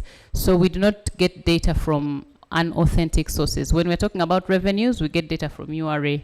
When we're talking about mining licenses, we get data from the Directorate of Geological Survey and Mines. So we are able to stand by our source and say, this is the actual position, because the source of the information is the authentic and the right source, which is a big plus, as opposed to having a debate or discussion based on unverified numbers. So some of the discussions that we have within the MSG, for example, are regarding the situation in Karamoja for gold.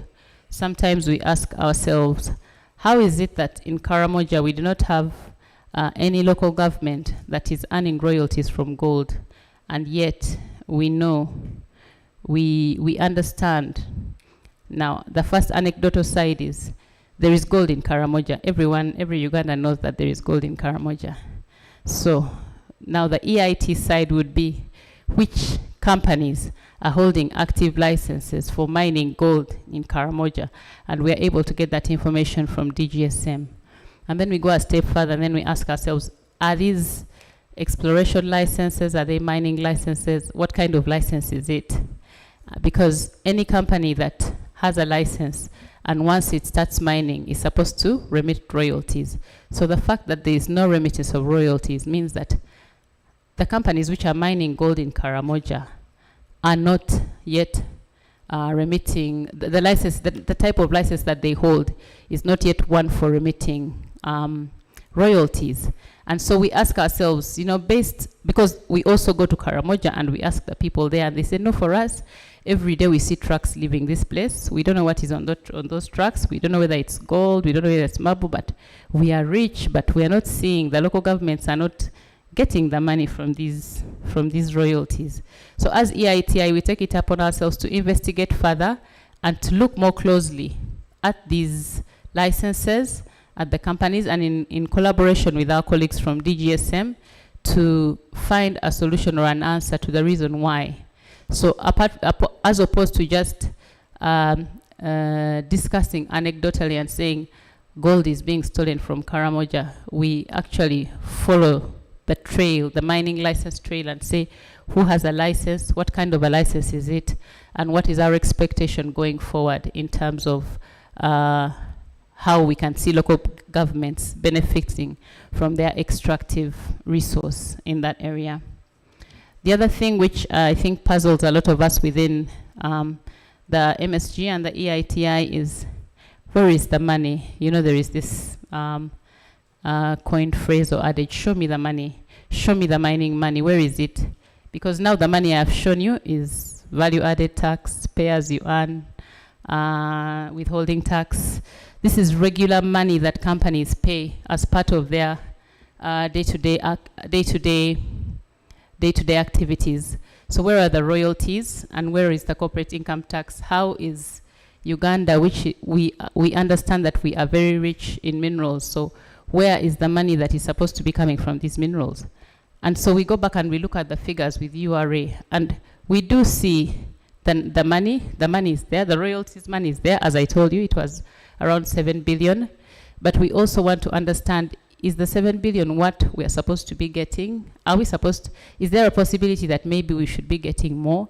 Are there some loopholes within the system which we can close to ensure that, that the revenues that we get increase? So in that way, we find EITI to be a useful tool for having informed debate based on credible data. And through dissemination of the report, the local communities get involved and become more aware of the status of the extractive activity in their locality. They can then hold their duty bearers and companies that are working in their areas to account based on the facts. So moving on to beneficial ownership. As an MSG and as a secretariat, we see here opportunities for improved coordination. Currently, we have 3 definitions for beneficial ownership, 3 different definitions in our legislation. We have a definition in the Companies Act, we have a different definition in the Partnership Act, and we have a different definition in the Mining Act 2022. I'm not a lawyer, but I understand from my legal colleagues that even just one word, or even saying and instead of the, or but instead of or, changes the meaning of the whole thing. So in the Companies Act, the owner or the institution is the company. So the Companies Act definition of beneficial ownership repeatedly refers to the company, whereas in the Partnership Act, it refers to the partnership. Now, the Mining Act refers to a legal entity, and it sets an ownership threshold of 5% share capital. So I think this is an area where we can really work together to harmonize and have one agreed definition for beneficial ownership, because we're all working towards the same goal. We want to know who are the real owners of the companies. For us in the extractive sector, we want to know who are the real companies of the owners in the extractive in the industry. If I see, I'm just calling out, I'm just thinking of my companies in my 3T. Who is the owner of 3T? Who is the legal owner? Who is the beneficial owner? And this is supposed to be public information. But if we have 3 different definitions, it's going to be very difficult going forward, because that's already a loophole, and anybody can hide behind one and present a partnership as opposed to an individual, or a company as opposed to an individual. So we believe that EITI presents an opportunity for us to agree on a harmonized definition that we can all use and that we can all use for our definition of beneficial ownership. So I'm appealing to the Financial Intelligence Authority and also to URSB that when we are working on beneficial ownership, please don't forget to call us so that we are part of your discussions and we can also input. We know that our colleagues in Financial Intelligence Authority are the ones who are under a lot of pressure because we are on the grey list, but we believe that our work also has benefit to what you are doing, so we request that our contribution is also considered. So as an MSG and as a Secretariat, we have been able to understand and appreciate international best practice in the management of extractive sectors, because we can compare with our fellow member countries and say, in some countries, there was this comparison of transparency, which I really didn't appreciate because, you know there is Me Too, Mr. Siraj.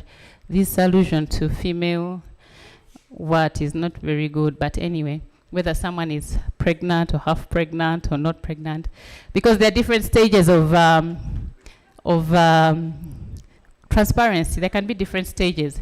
You can say, for example, that I'm not going to disclose the current contracts. However, I am going to publish all the contracts that this country has entered into ever since we started working in this sector. So, for example, the old Talo contracts, and some of these are already in the public domain anyway, can be published on the Petroleum Authority website.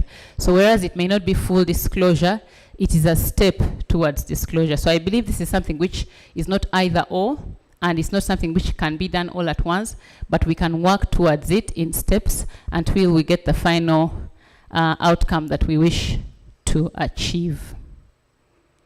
We have gained and improved an informed understanding of the extractive sector, especially mining. I think you all agree with me that the mining sector was very opaque. Apart from the specific people who worked in the sector, I think there was very little knowledge in terms of how it operates. But I think a lot of the information has come out. Of course, we cannot take all the credit, but we believe we have contributed to improving the transparency in the mining sector. And of course, the debate around the new legislation has also greatly contributed. EITI has also enabled us to work more closely together. We have different institutions that work in this sector, but to a certain extent, people have been working in silos doing their own thing. Now, because we have been able to sit around the same table, we have been able to agree, exchange information, and build on the synergies, existing synergies, for the benefit and knowledge of the improvement of the sector. So what are the areas for further progress? One, of course, is the data. It's almost 2 financial years old. So when we talk about what is happening currently in the mining sector, what the report presents is a bit in the past. But as I had mentioned earlier regarding systematic data disclosure and the one data platform, we will be able to have real-time data once we implement that recommendation, and that's something we're looking forward to doing. What are the key issues for greater scrutiny and focus? Going forward, currently what we're doing, we want to engage companies to adhere to strict data assurance standards of EITI, and then we would also want to take a greater and more we want to document in a more systematic way how royalties are transferred to local governments and how they are used. We want to have a more analytical discussion on rationalizing gold figures, and these are already part of our recommendations, so it's ongoing work. Forward-looking as we prepare for first oil. Have we optimally calculated what is due to the government coffers? We have the right legal and regulatory framework, but once the oil starts flowing, we understand that in Norway we were encouraged to look and to learn from Norway. We understand that in Norway there is a team of about 30 macroeconomists who sit in a room, and their job every day is just to calculate the price of oil for that day. So do we have that team in place? When oil price changes from one day to another, are we ready to make that calculation and give that bill and say, today this is what we are expecting, tomorrow this is what we are expecting? Then the next thing is capturing the size and contribution of the artisanal small-scale mining sector. And we also want to highlight local content opportunities for extractive communities and the wider business fraternity. As I said, in an analytical way, based on credible information from the authentic owners of the data. So with that, I thank you. We're ready to take questions, and I would also welcome, if we go back to my slide on key issues for greater scrutiny and focus, I would welcome other issues from the audience that they think we should focus on or work with going forward to make our report, to make our work as Uganda EITI relevant and also beneficial to the people we are working for, who are our fellow Ugandans. Thank you very much. Thank you very much, Gloria. And also let's give an applause to Mr. Malej, who presented for Gloria. In the course of the meeting, we were joined by members of Parliament on the Natural Resource Committee, including Honorable Tebandeke Charles Salongo, who is here with us, Honorable Apollo Yeri Ofono. Thank you. Let's clap for the members of Parliament. Honorable Ogon Silas. Ogon Silas. You're welcome, Honorable. Honorable Magolo John Faith. You're welcome, Honorable. And Honorable Juliet Agasha Bashisha. You're welcome.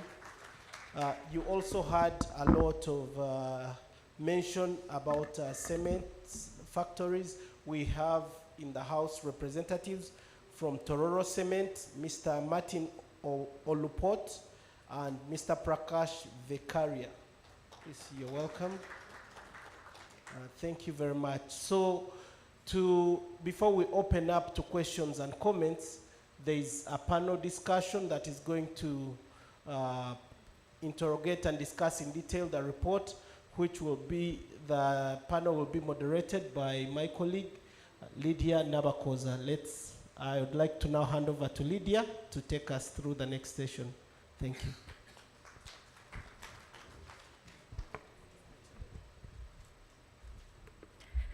Good afternoon, ladies and gentlemen.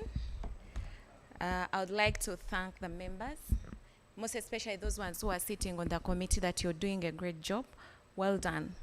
Everyone has heard the report, what it says, and where we are as a country when it comes to the extractive sector. But I do have a panel here who are going to discuss further and interrogate more about this report. I do have Clovis Irumba from the Petroleum Authority of Uganda. Please.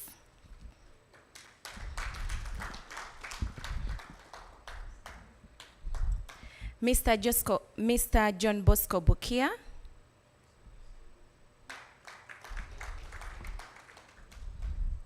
Winnie Gabire, the Executive Director of Global Rights Alert.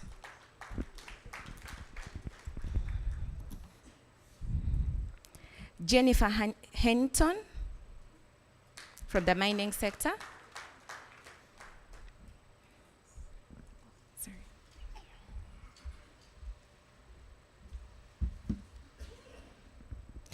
David Sebagala, Senior Inspector of Mines. David, please make your way here.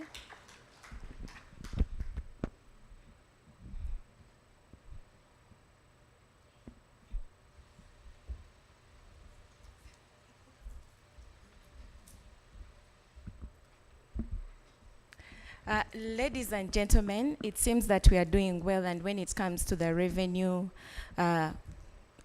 collections from this sector, we are doing well, but not that good. But I'm going to get your perspective, each one of you, to give 1 minute to give me the takeaway, your takeaway from this report. Let me start with David.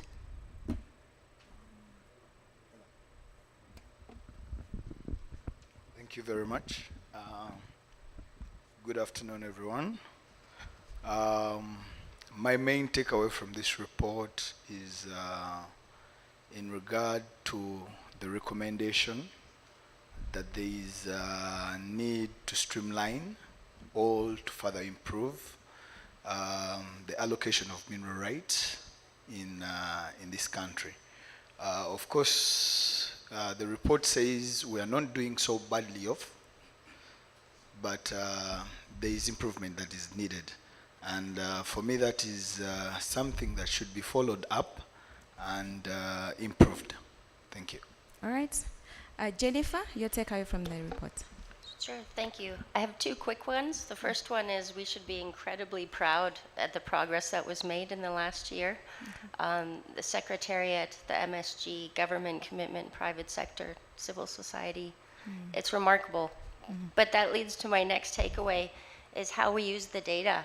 You can see the examples that were brought up this morning about how we can use this data to hold companies to account, to hold government to account, to be accountable to the people, our stakeholders, not just in Uganda, but globally and everywhere. It's a monumental shift. And then one final quick one. We're really undercounting the contribution of the mining sector, as we know. And so I was glad to see the next step recommendation to look at how we capture some of these contributions from ASM, and then also look at local content and multiplier effects. It's massive, and it'll be a game changer in terms of economic development. Thank you very much, Jennifer. Winnie? Thank you. For me, it is to acknowledge that there is progress in terms of how we are faring from when we started to date. So the report is getting clearer. We understand the sector much better. But the main question for me is we are getting these figures. Are they the right figures that we should be getting or not? I think it's a question that this report does not answer, but the next report probably should answer those questions. If companies are paying what they are paying, is that what they actually should be paying or not? Other than that, we'll get all these figures and play around with them without asking the fundamental question. All right. Thank you very much, Winnie. JB? Oh, thank you so much. My take on the report is in the past, the mining sector was being described as opaque, but when it came to artisanals and small-scale miners, it was even more opaque. And the report now brings out recognition of artisanals and small-scale miners as key players in the sector. And we are not yet there towards management of the ASMs and transparency and so on. But I think the start is so good, given that the law even recognizes artisanals and small-scale miners. We feel proud that there is progress. All right. Thank you very much, JB. Mr. Irumba? Thank you very much, Lydia. For me, the main takeaway from the report is that this process of preparation of the report presents an opportunity for both government and industry to be more systematic in terms of documentation of the various transactions, with respect to the understanding that at some point you will be required to reconcile. Now, when this process is not in place, trust me, everyone will do things the way they wish.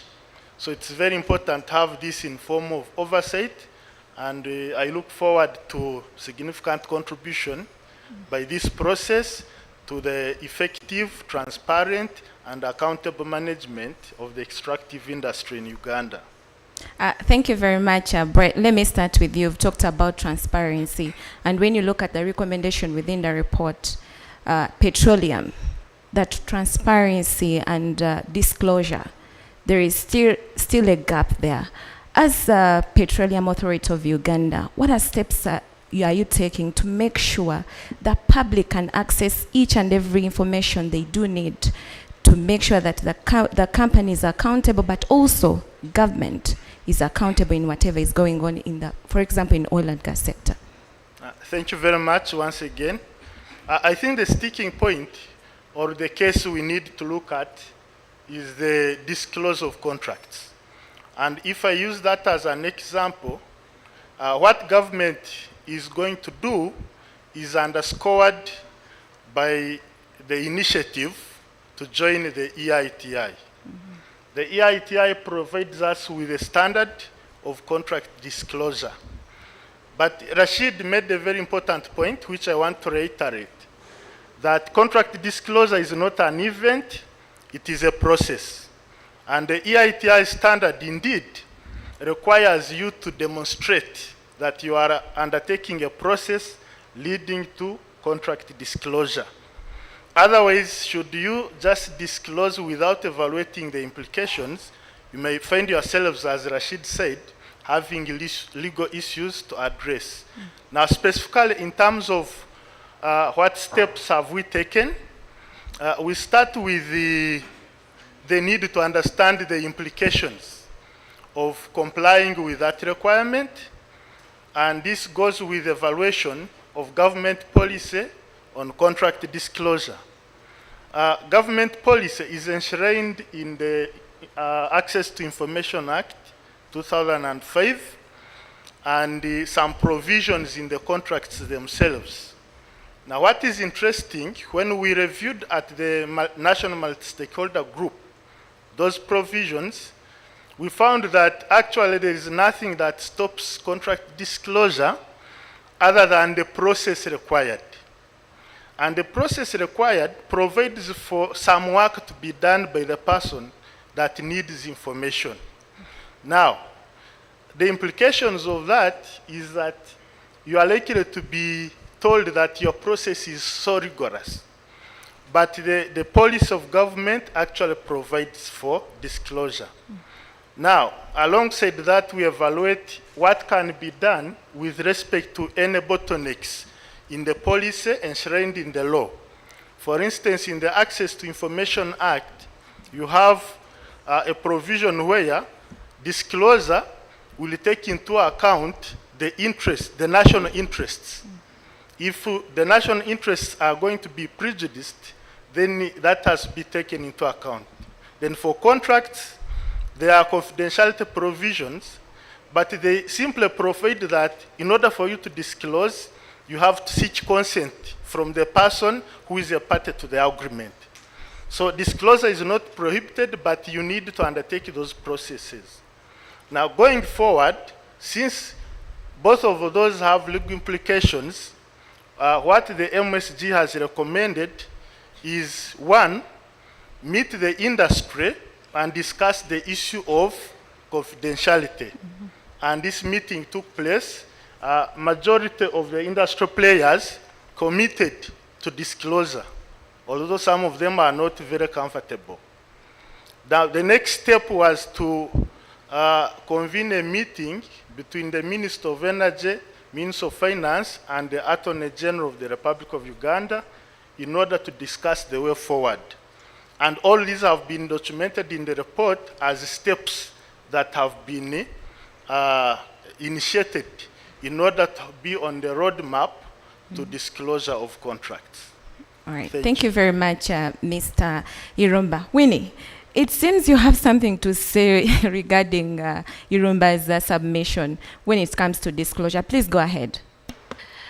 Thank you, my colleague Clovis. I sit with him at the MSG, so I understand what he's saying, but for me, from the civil society perspective, I ask myself whether government actually knew what it was committing itself to or not.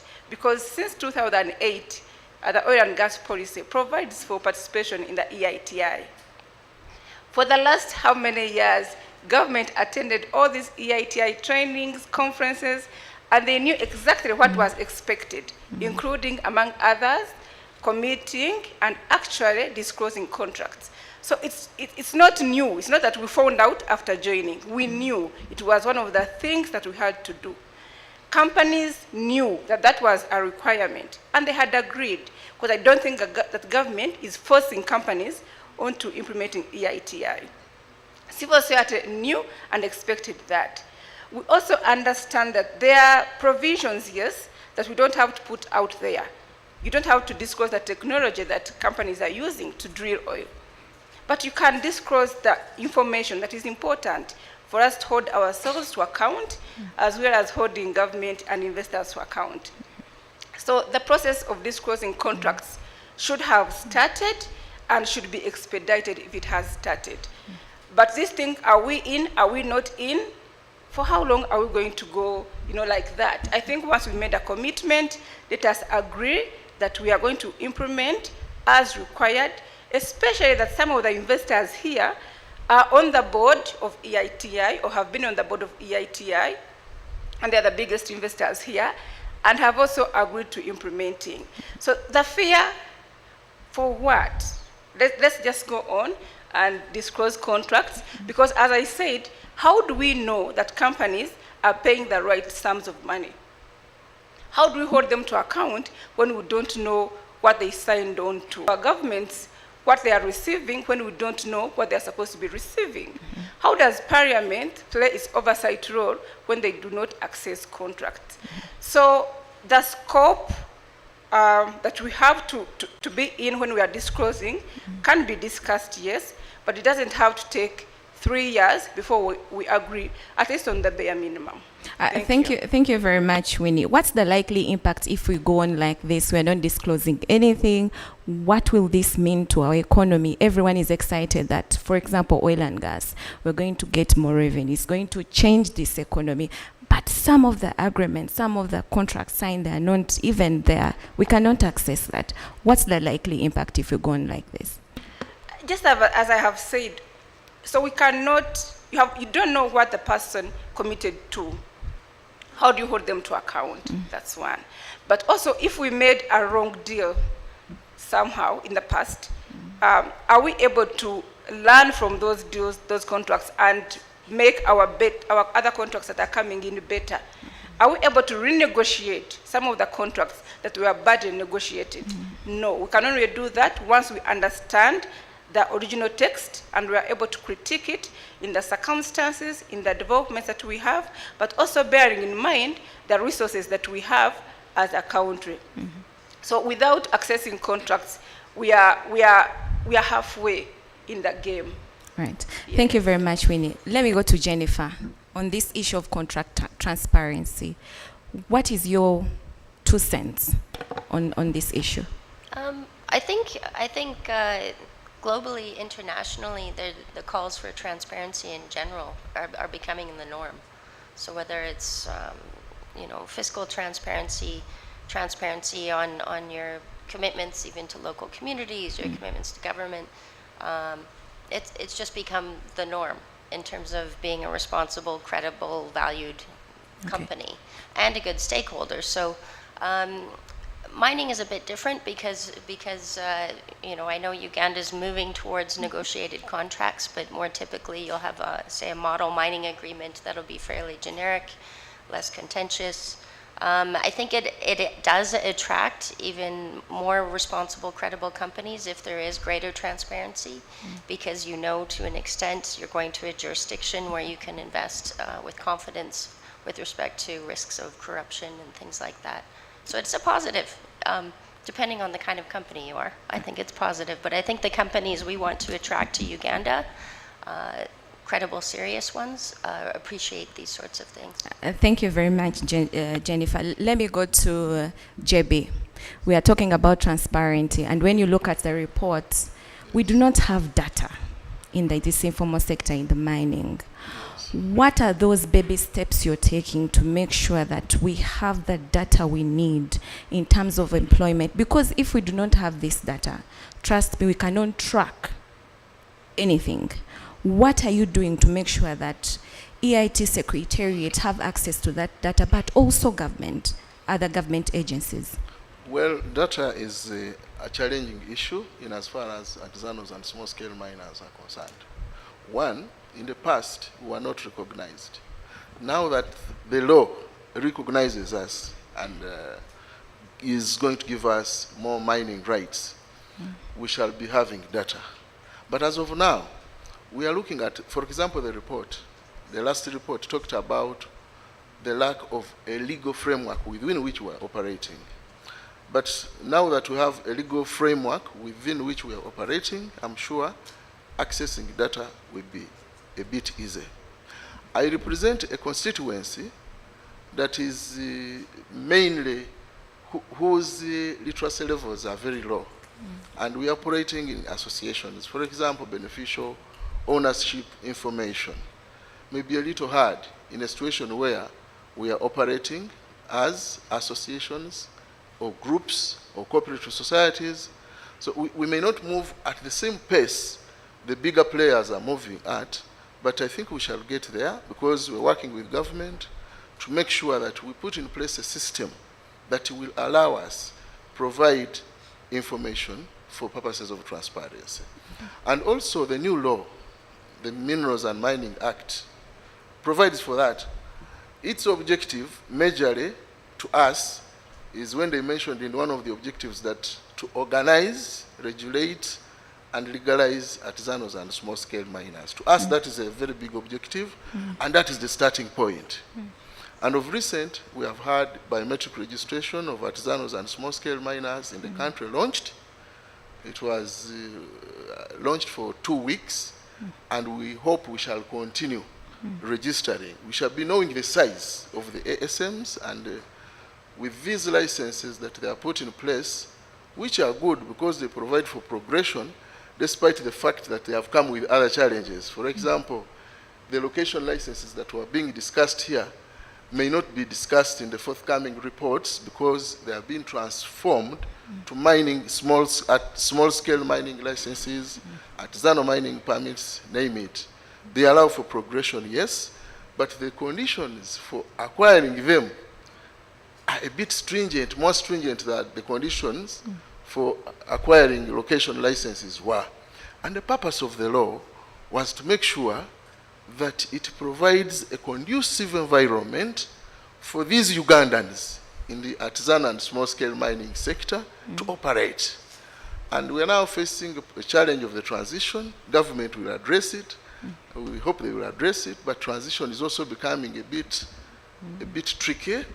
We don't know yet how to transit, much as there are provisions in the law, but the practicability in a situation where we have institutions like NEMA. In the past, the local Ugandans never required to have NEMA certificates to acquire mining rights, for example, acquiring location licenses. But today, under the small-scale mining license, we are required to have EIA certificates. And it's not very easy to obtain one. The constituency I represent finds it very hard to obtain a NEMA certificate. And I think we shall work with the MSG and the ministry and government. We get a desk, for example, from URSB to address issues to do with artisanals and small-scale miners. These are Ugandans who are interested in doing business, but they need to be given priority, and the situations under which they're operating should be simplified so they can contribute to the economy of the country. All right. Data is still challenging. Some minerals are paying royalties. And according to the new law, the royalties on gold has been scrapped. So how shall we, those in the gold mining sector have remained in suspense. How will their contribution to the economy be measured? Okay. Thank you very much, JB. And David, this falls under your department and your docket. They seem to have challenges to make sure that Uganda, all the things we're supposed to do when it comes to EIT, we are transparent, there is accountability. But they do have challenges to make sure that these things go as planned. What are you doing to make sure that the artisanal miners, those ones within the informal sector, you help them to do whatever they're supposed to do? Yep, thank you. I think, first of all, the new law that has just been passed, the Mining Act of 2022 and the mining regulations of the mining licensing regulations of 2023 have tried to address some of the challenges of the artisanal miners. One of their biggest challenge was the informal nature in which they work. And that partly also explains the lack of data. Now, as government, first of all, he has talked about the biometric registration of artisanal and small-scale miners, which has been ongoing. I have on my desk the initial report of the registration that we have done in the gold mining areas. And I'm yet to look at the numbers. But this is information that is going to be eye-opening, because first of all, it is actually information that has been picked from the field. So at least for a start, we're going to start having some data on which to base even our decision making. So, but other than the biometric registration that we are doing, and we're just rolling it out. We have started with the gold mining sites, but it is going to be an ongoing, actually it's going to be a recurrent activity within the DGSM. But we have also introduced new licenses. Now, of course, when you introduce new things, they come with their own challenges. Initially, when the old law was designed for artisanal miners, it was envisaged that artisanal miners are those that use rudimentary methods. But now the artisanal miners we have learned how to use equipment like mactors. They have learned how to use mercury and cyanide. They have gotten ball mills. Some of them are using excavators, and they still call themselves artisanal miners. Now, the difference is initially when they were using hand tools, the damage to the environment was minimal. But now they are using excavators. They are digging up villages of, they can go into a riverbed and turn it upside down in 1 week with 2 excavators. I wonder if those still qualify to be called artisanal miners, but they don't want to be called large scale. So because of such challenges, we have had to also revise the requirements for them to acquire these licenses, because we have seen what they are doing. The environmental degradation that they are causing is so huge. If you go to districts like Buhweju, you will see this, and actually some of you have had complaints from the members of parliament from that region about for them they call it sand mining, but it is not sand mining. Those guys are mining alluvial gold. So we have also done that. Then the other issue that I wanted to address, the data challenge that we had, especially on statistics of employment of the mineral sector. It is not that we don't have that data, because when mining companies, all these mining entities, submit their returns, work returns, what they have done, they include this statistic. Now, the system that we use, the cadastre system, was not configured to aggregate this information and put it into statistics. But that is what we have been doing over the last 2 weeks. We are configuring that system to be able to pick information that is fed into it and generate such reports. If you are, the way the system was, if you were to get that information, it means you had to go license by license, actually return by return, to pick the employment statistics. But now we are working with the service provider that provides the software for the mining cadastre to configure their system to be able to generate those reports at the click of a button. He talked about the transition. The problem with the transition is when the regulations were passed, we are working with a software system. So some of the changes in the new law have to be incorporated in the system for the system to be able to now issue the licenses that are provided for under the new law. We are in the final stages of doing that, and hopefully by the end of next week, everything should be up and running.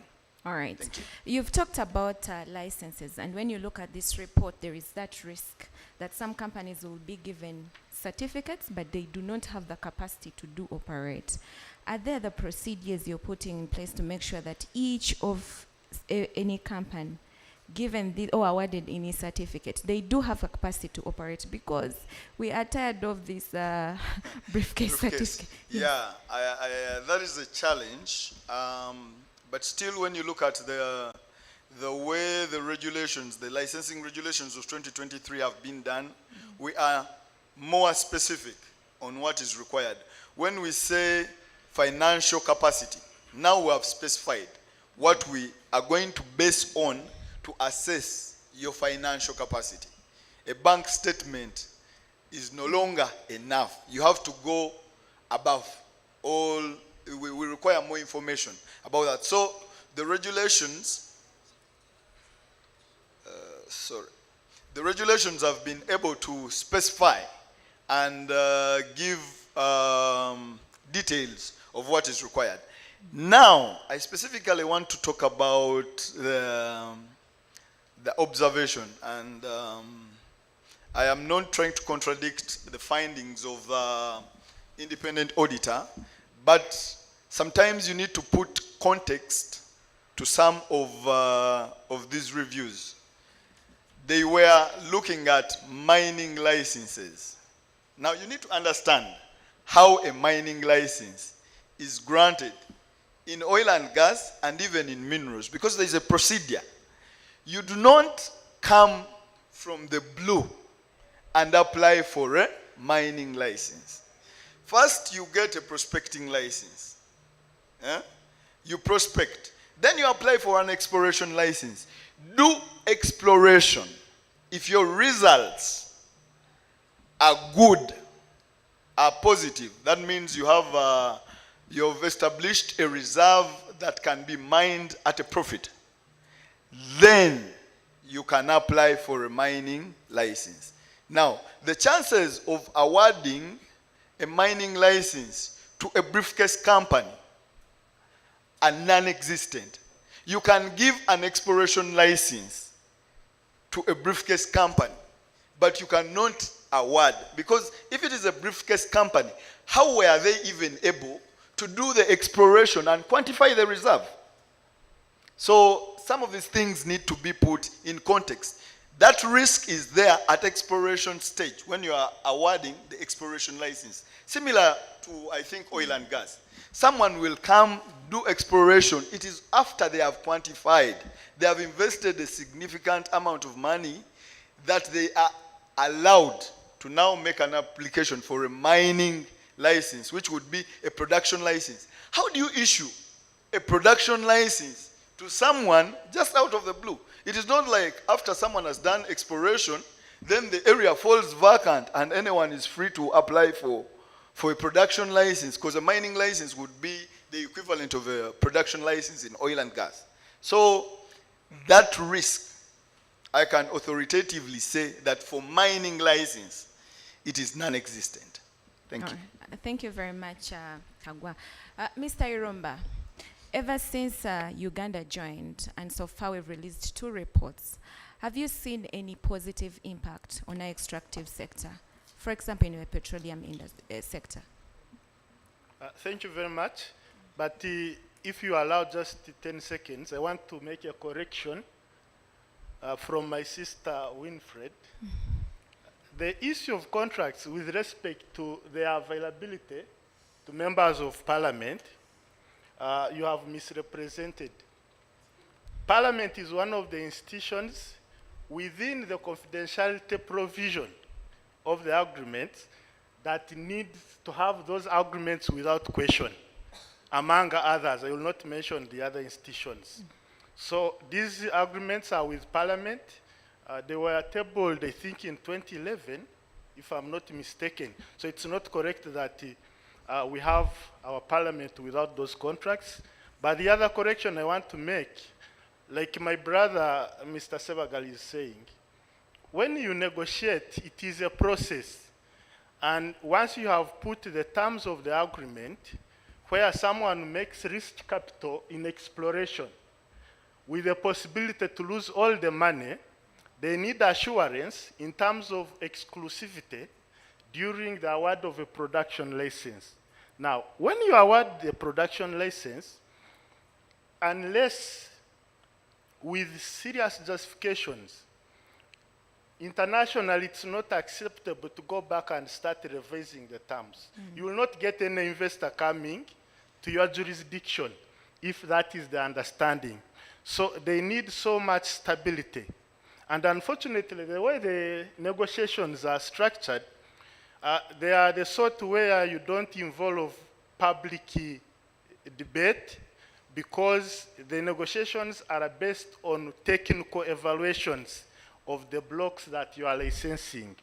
And the people who negotiate are those that are seasoned, that understand the industry very well, and the government has the responsibility to ensure the people involved in that process are very, very well educated for the negotiation. And that now brings me to the point of the need for public trust. Once you have a government and they have an institution put in place through a constitution, I think it's important to really trust that these people who have been entrusted with the negotiation should do a good job, so that it now becomes an issue of disclosing the contract. And as I said earlier, the disclosures are very possible. Even if you applied today to the minister, you will get the agreement. But what we are discussing is the need to just upload those documents everywhere, so that nobody is supposed to first have to make an application to the minister to access them. That's now the conversation, which I believe we shall close very, very soon. Any Thank you. achievements? Now, achievements are many, but I will pick out like 3. For me, number 1 is the EITI process has accorded us a collaborative approach to dealing with transparency and accountability. What do I mean? I'm on the MSG with my brothers, especially from civil society, and sisters as well, where the only place we used to meet are radio stations and TV stations. Maybe you don't invite them. No, wait a minute. So when we met on radio stations, it is more defensive, where someone is stating their position, which they believe in, and you are trying to correct it, and they don't believe in you. But this process now has brought together government and civil society. And there is no excuse whatsoever for us to disagree with respect to how things are moving. Because if you do, I'll say, well, look, listen, we were together the other day discussing these things in the MSG, and this is the challenge we found, and we collectively agreed to proceed in this manner. So for me, collaboration is an achievement which used not to happen in the past. The other one is demystification. You know, the extractive industry has a lot of myths. Some of them rightly formulated due to lack of information. When people don't have information, they tend to create stories which very quickly degenerate into conspiracy theories. So, but with this process now, and when you look at the report we just launched today, there is an elaboration of everything surrounding the sector, whether it's environmental management, whether it is management and administration of payments to government with the attendant reconciliations that we have seen, among others. I think that will go a long way in demystifying most of the myths that surround the extractive sector, also often leading to these issues of resource scarce and Dutch disease and so on and so forth. The last achievement for me is a roadmap that we have embarked on to the culture of accountability. By the way, accountability should be a culture. We should not be waiting for a small document written somewhere in Northern Europe saying you should do ABC before we do it. We should have that as a culture so that without anyone telling us, we are able to do that. So I believe the achievement here is that moving this road, we are likely to find ourselves in a situation where accountability, transparency, and so on are a part of our culture. and I really look forward to domestication of some of the requirements that we are facing in the EITI standard, so that they are part of our system, and then we can develop a desirable extractive sector in the country that benefits everyone. All right, thank you very much, Mr. Irumba. JB, have you seen an achievement so far? 2 reports have been launched. Have you seen an achievement in regards to this extractive sector? Yes, since the EITI came into play, I've seen quite a number of achievements. But one of them is bringing different stakeholders together to sit on a round table and discuss issues to do with the transparency.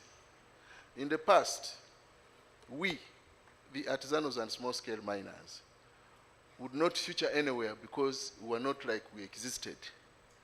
And the Ngabirues of this world will talk about us without us.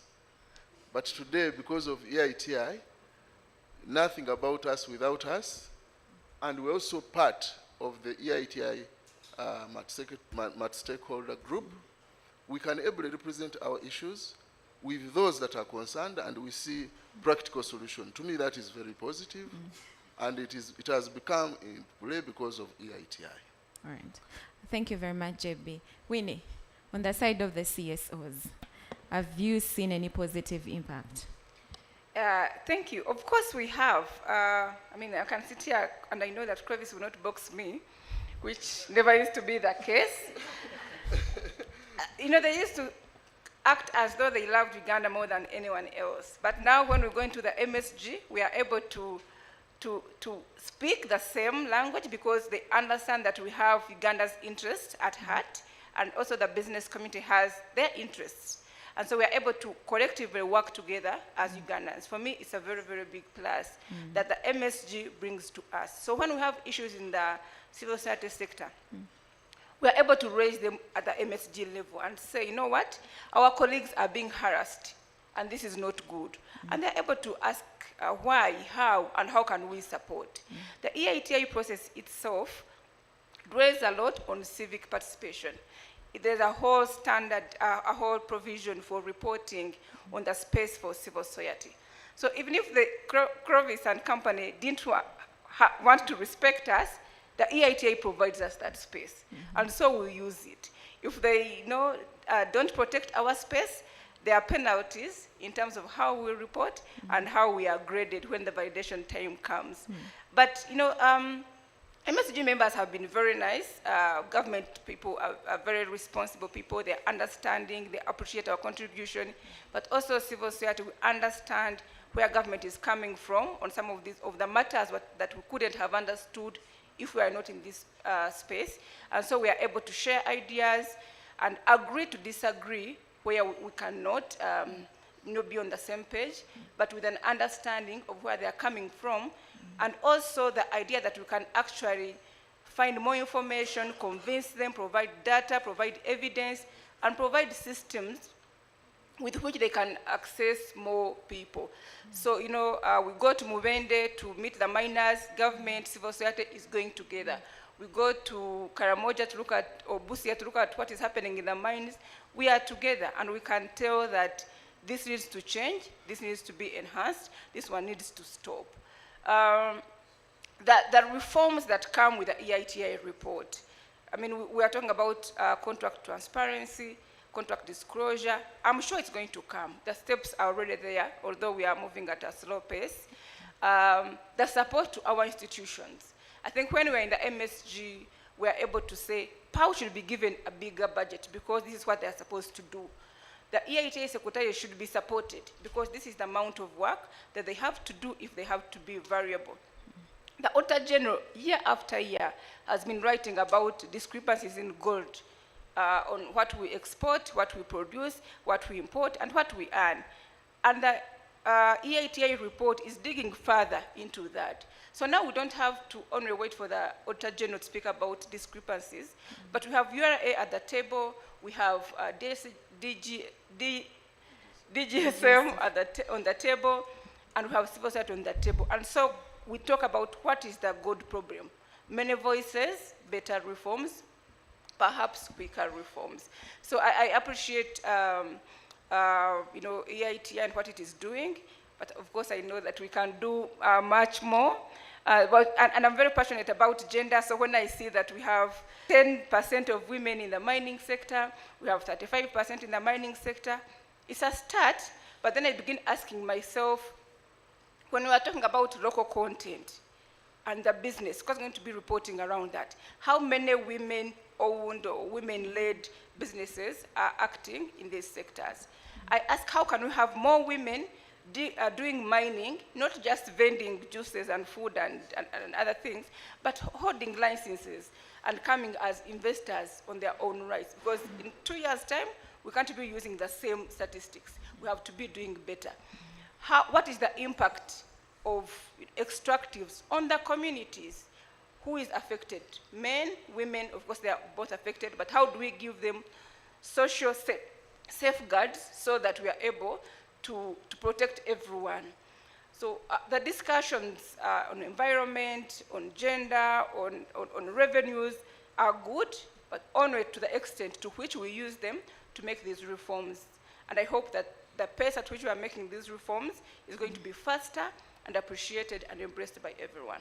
Thank you very much, Winnie. Jennifer, from where you sit, have you seen any positive impact? I think everyone stole mine.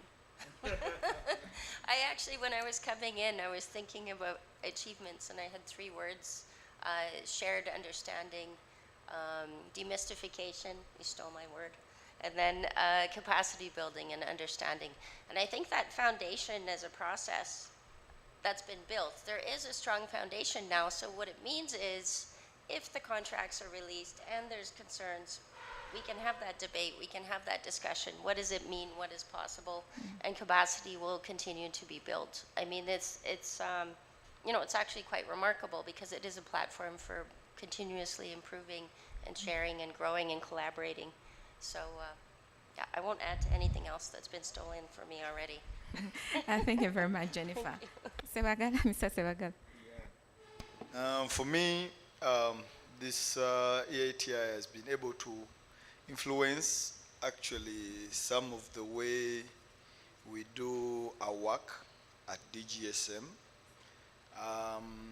For us who are in management positions, sometimes you don't have to wait for a law to implement some changes. There are things that you can change at your level of administration.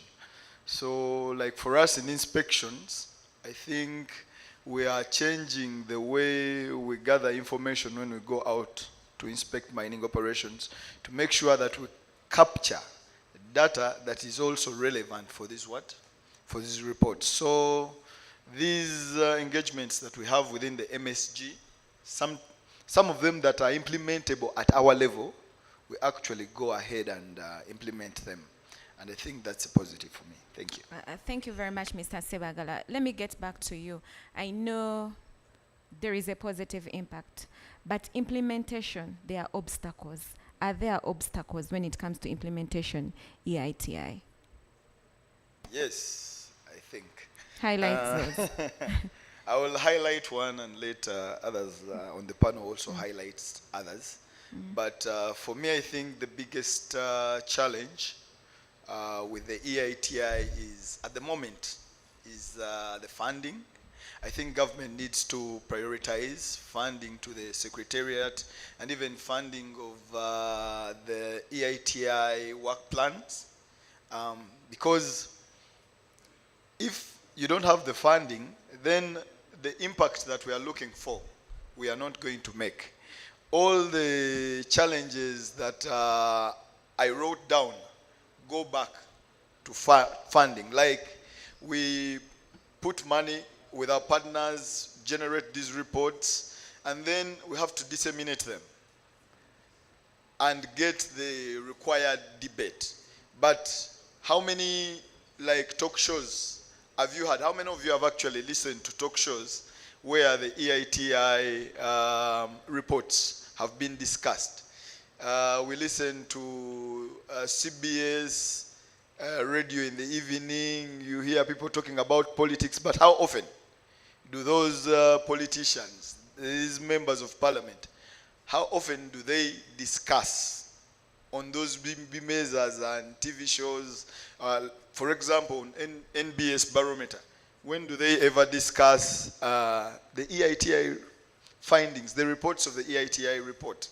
And I think that's where we should be working. But because we have limited funds, you find sometimes we also depend on our friends, the donors.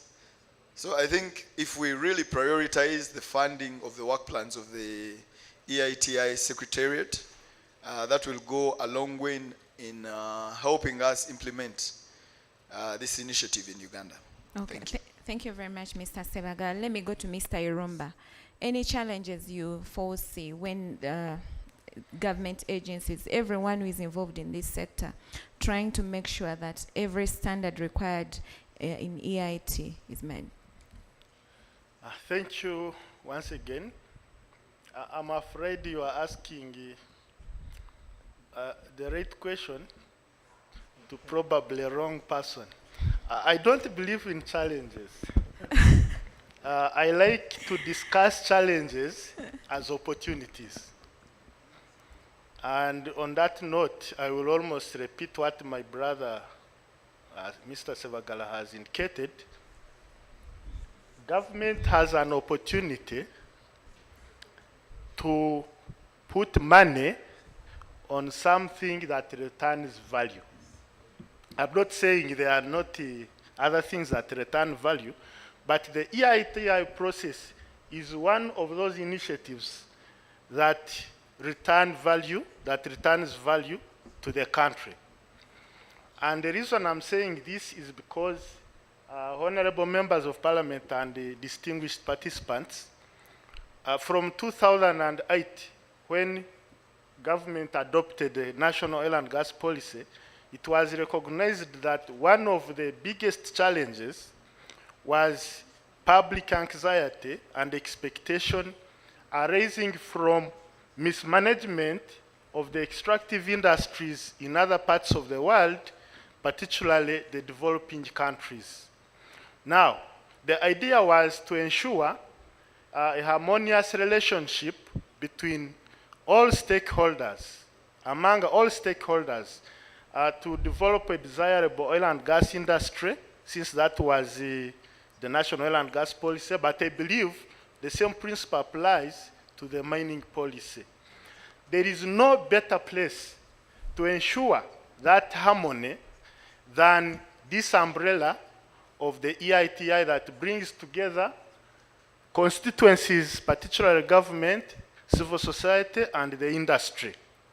And for me, this is actually the best place where government has to start to ensure that we now have a systematic way of getting our people on board in order that they don't have that anxiety where they keep creating conspiracy theories and things like that. So to reiterate what Sevagala has said, funding is key, and it has been the challenge, if you like to call it a challenge. But for me, it is an opportunity to put money where there is value, and this value was recognized over 15 years ago in 2008 in the National Oil and Gas Policy.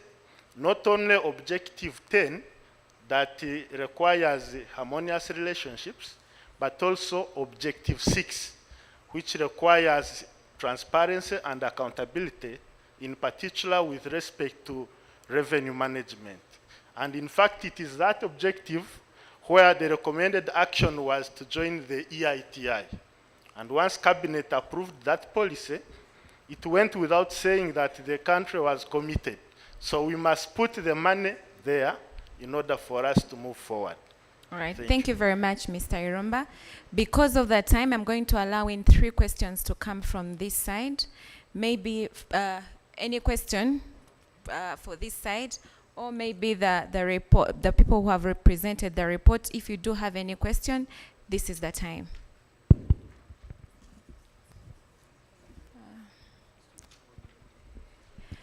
Later. You had an issue?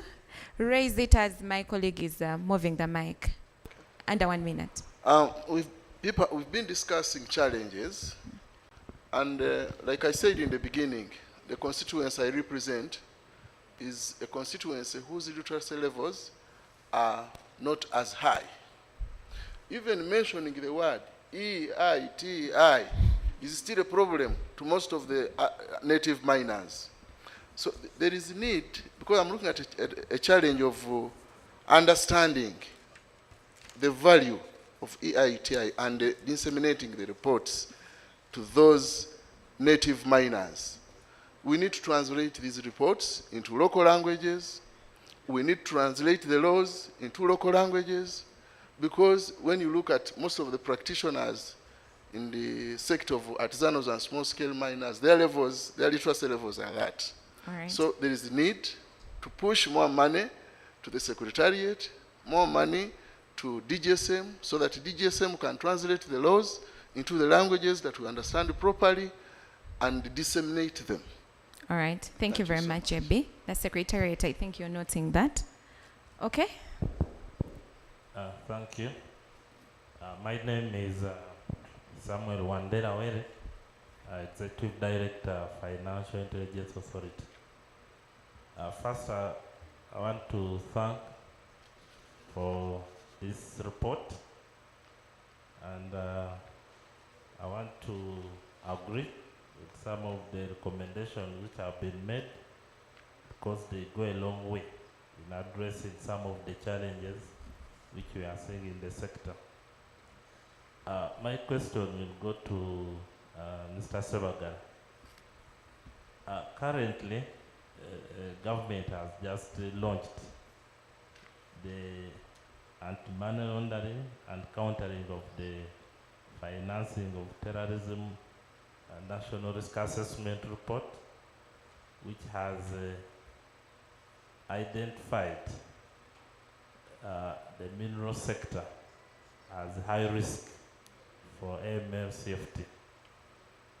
And given what has been discussed in the report, issues of revenue loss, limited data, and where the gold which is being exported cannot be accounted, the source where it comes from. So these are all high risks which portray that the sector is at risk for money laundering and the financing of terrorism. I don't know whether the sector has put in place mechanisms to address this. As you may be aware, these are now global concerns, and a country which does not address the risks which have been identified will be deemed not to be compliant with the requirements to ensure that such a sector is not attractive to criminals. Thank you very much, Samuel.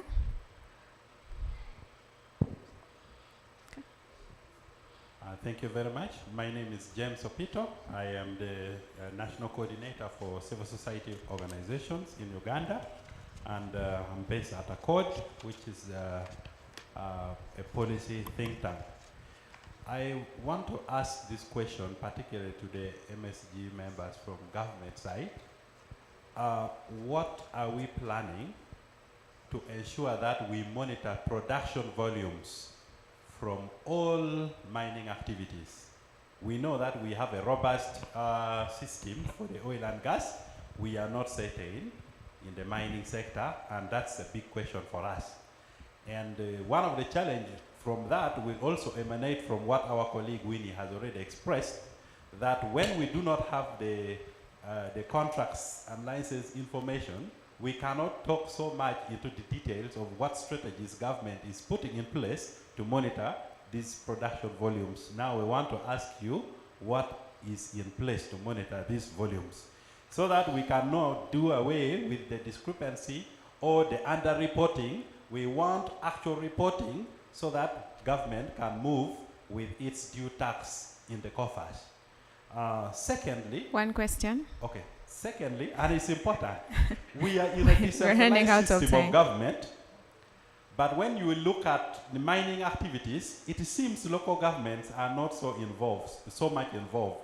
And we are asking, how is the environment and natural resource officers are involved in these things? Because when we look at how royalties are even remitted, some districts actually wonder the amount of royalties they receive, but it doesn't tally with the activities they monitor.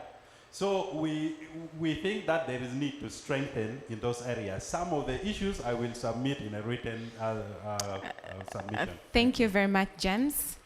Let me give the other gentleman an opportunity to ask, then we go this side. Thank you very much, Madam Moderator. I also want to associate with this process today. I think it's very revealing and very, very useful, especially for some of us who are not very familiar with the extractive industries as such. I'll ask very quickly, very, very short ones. Maybe just to, for my understanding, just to help me, this report was written using the EITI standard, 2019 standard. And I understand that there's a 2023 standard. What is the difference with the 2023 standard? What difference would the 2023 standard actually bring to the table, especially if that is the case? So that is one. The second one, very quickly, there was also mention about one of the key principles or key requirements about reporting on the extractive industries revenues. One of, if I got it right, one of tracking social spending.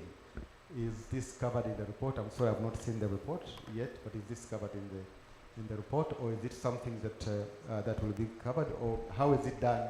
I understand on the side of the revenues they come in, but is there any tracking in terms of social spending using the resources coming out of extractive industries? Maybe a fine one, very quickly, a fine one. Are there any measures? How do you deal with people who actually violate the license? If somebody, as mentioned, if somebody is given the exploration industry and they go into actually mining, but they don't actually declare, are there any measures to deal with cases where there are violation of the license? Thank you. Thank you very much, sir. This side? James? Only 2 questions from this side. Thank you very much. I'm Emmanuel Chibidige. My question goes to any of you. How are the government agencies coordinated? The financial intelligence guy is going to arrest money entering into people's accounts who are getting formalized. Because we're talking about the ASMs getting formalized. Guys are registering themselves, they're opening up bank accounts. Then you have sold your maize, put there 25 million. They say that is money laundering because you're associated with gold. And then Sevagala wants you to have a bank statement to give you a license. Then the license requirements, you must have a capital investment, 190 million or 1.9 billion. Then the URSB guy tells you, I need to know who is buying you. So how are these all things connected? We get confused. So we find it actually even easier to act illegally. Thank you. Thank you very much, sir.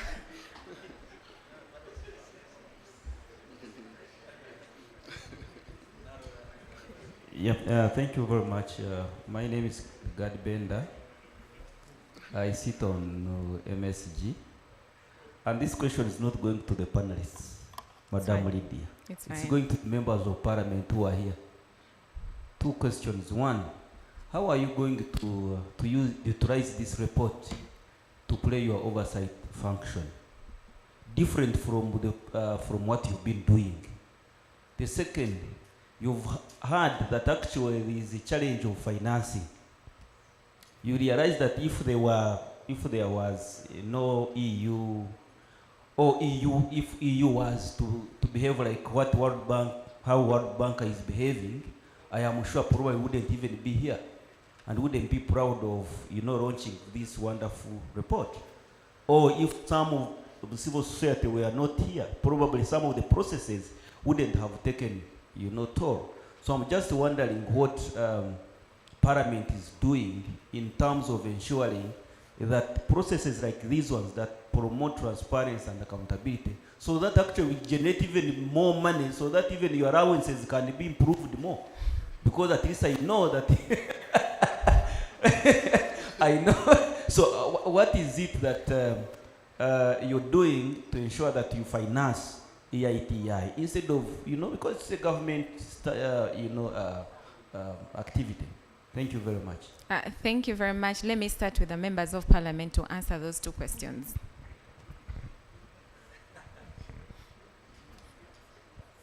Thank you so much. First of all, I want to apologize. I'm not dressed formally because we're on recess. So That's I thought that very I would relax myself, but this is a very important topic, so I had to come here. Number one, I think the answers are very straightforward. Number one, how we are going to use the report. The fact that we were invited is, first of all, a plus. We are going to read the report. We are going to internalize. We look at the recommendations. We tease out what we feel is usable. And things will move on. The other one is very easy. On funding, now that the report is here, the business case is very clear. We can now easily advocate for more money to be given to this particular cause. And things will move on. One complaint. I don't know why Minister of Energy, as the regulators, were not given a slot here as to be one of the panelists. We have. Oh, I think you want, who? There are two. Petroleum Authority of Uganda and... I wanted the ministry as ministry, not entities which are hiding. They are under the ministry. Yes, ministry as ministry. Either minister or a commissioner at that level. These are the members from the ministry. This is the commissioner. Yes, even your neighbor. Even your neighbor. The way they have talked, they have not declared their position. We have Mr. Sebagala and Mr. Irumba. They have not declared clearly that they are from Ministry of Energy. Petroleum Authority of Uganda. Because you see, we don't want to speak to ourselves. There are questions, for instance, when you talk about Auditor General's reports regarding these processes, they have findings that they have made. How far have we gone in treating the findings? They are talking about issues of this and that, discrepancies on this and that. So where are the returns from these reports? For how long have they complained? And what have we done about this? So being the user department, we would expect answers from Ministry of Energy. Of course, Parliament is a central player, but we work with them. Okay. But all in all, I think we want, as Parliament, to appreciate the fact that Uganda joined this particular EITI. There are many countries in the world, but many have dodged to join. For us who have what? Joined. It's a good beginning. That's what I think. Thank you very much. I think what is very important is let us prepare the country quickly. When the money has arrived, it will be difficult for us to distribute it.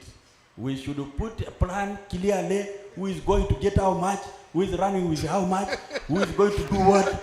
So that is very clear. Otherwise, that's why we call this money which is a cost. It is because we delay to do what? To prepare for it. Let's not wait for that day. Tell me as me, how much is Kumi municipality, that's the constituency that I represent, going to benefit from these monies? How is the country preparing to solve the debt that we have using this money? Those are some of the questions. This gold which we are talking about, how much gold is resting in the land in Kumi? How much gold is there? So that transparency. And finally, when you talk about information for disclosure, non-disclosure, even in Parliament we have those issues. You talk about classified expenditures, but we have always a specialized team which is allowed to poke their eyes in to see what is there. So even with this information, I think it should be easy for us to see everything. There can be a selected team. The issue is, how does it return to the public? Thank you. Thank you very much, Honorable.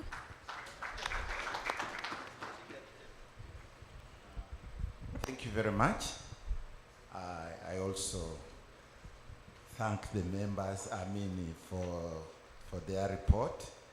But I just want to add to his question. We have known that these are now our partners. They will be part of our partner. We shall be inviting them in our committees. I've taken note of this. I'm here representing the chairperson budget. So we shall work with them as partner to see that things can move. They can give us the insight, a lot of insight. I think when you invite them, you shall give them more time, at least 3 hours, 2 hours, so that we can work together to achieve what they also want to achieve. Thank you very much. Thank you very much, Honorable. Let me go back to David. You have a lot of questions. Usual, my office usually has a lot of questions.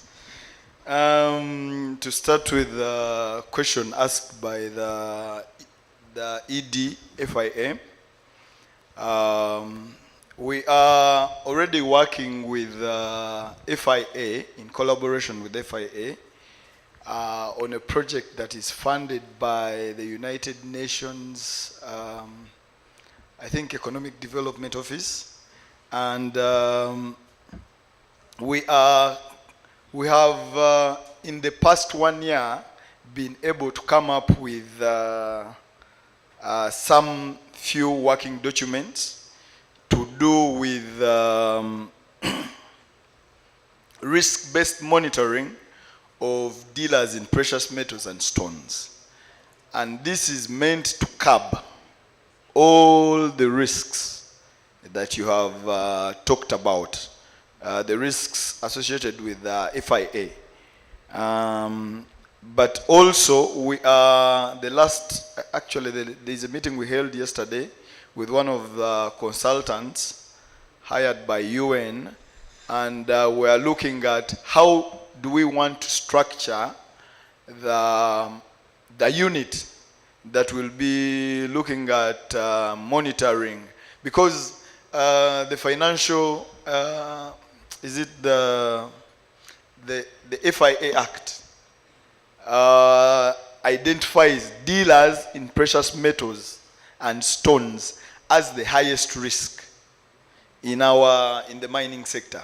So it is those that we want to now subject to the requirements of the FIA within the mining sector. So we are taking steps. We are working together. We are establishing a unit within our inspection and monitoring division that will have that specific role.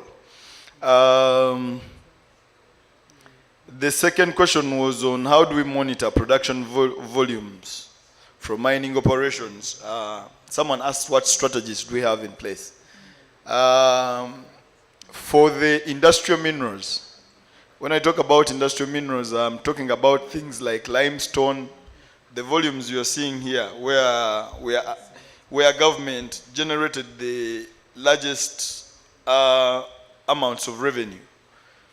We are installing government web bridges because we have been relying on web bridges of the private sector, of the miners. But now, as government, so far we have procured 2 web bridges.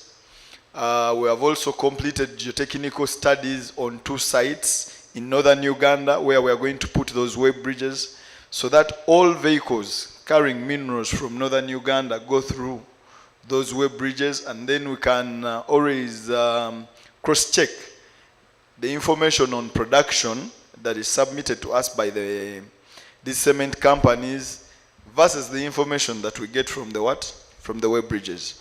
So that is one of the strategies. But for other mining operations where they are mining low volume, high value minerals, we are intensifying on our inspections.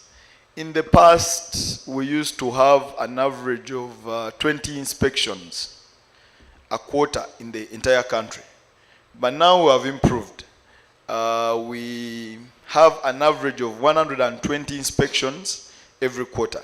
Of course, we are limited by the funding.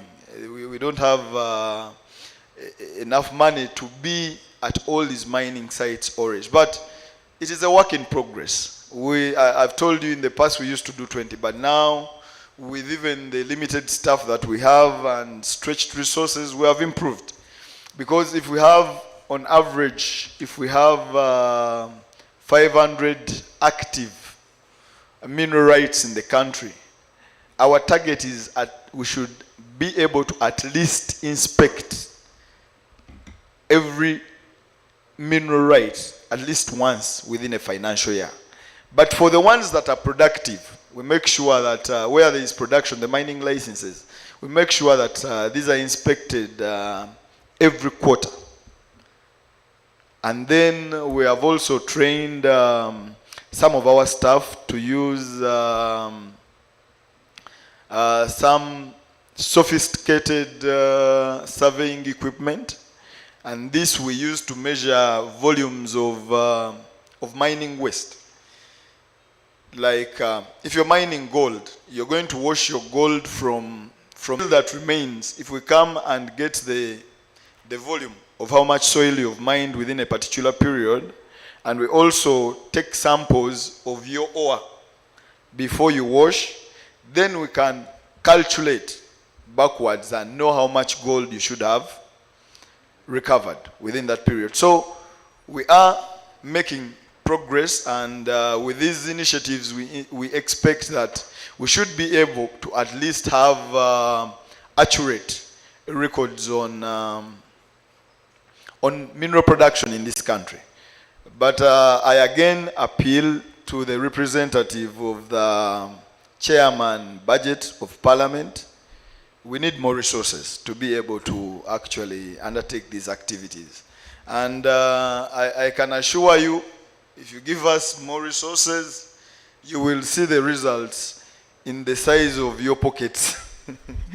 The national pockets, that's what I mean. You will see the results in the revenues that are generated. Because when we sit in Entebbe and people are in Busia mining, they are going to declare whatever they want. And if someone is going to go there once in a while, they will take advantage of that situation. But if they know that there are regular and routine inspections, and even people can go and spend days and verify production, then they are going to also increase the amount of money they pay in the royalties, because we shall have more accurate information about production.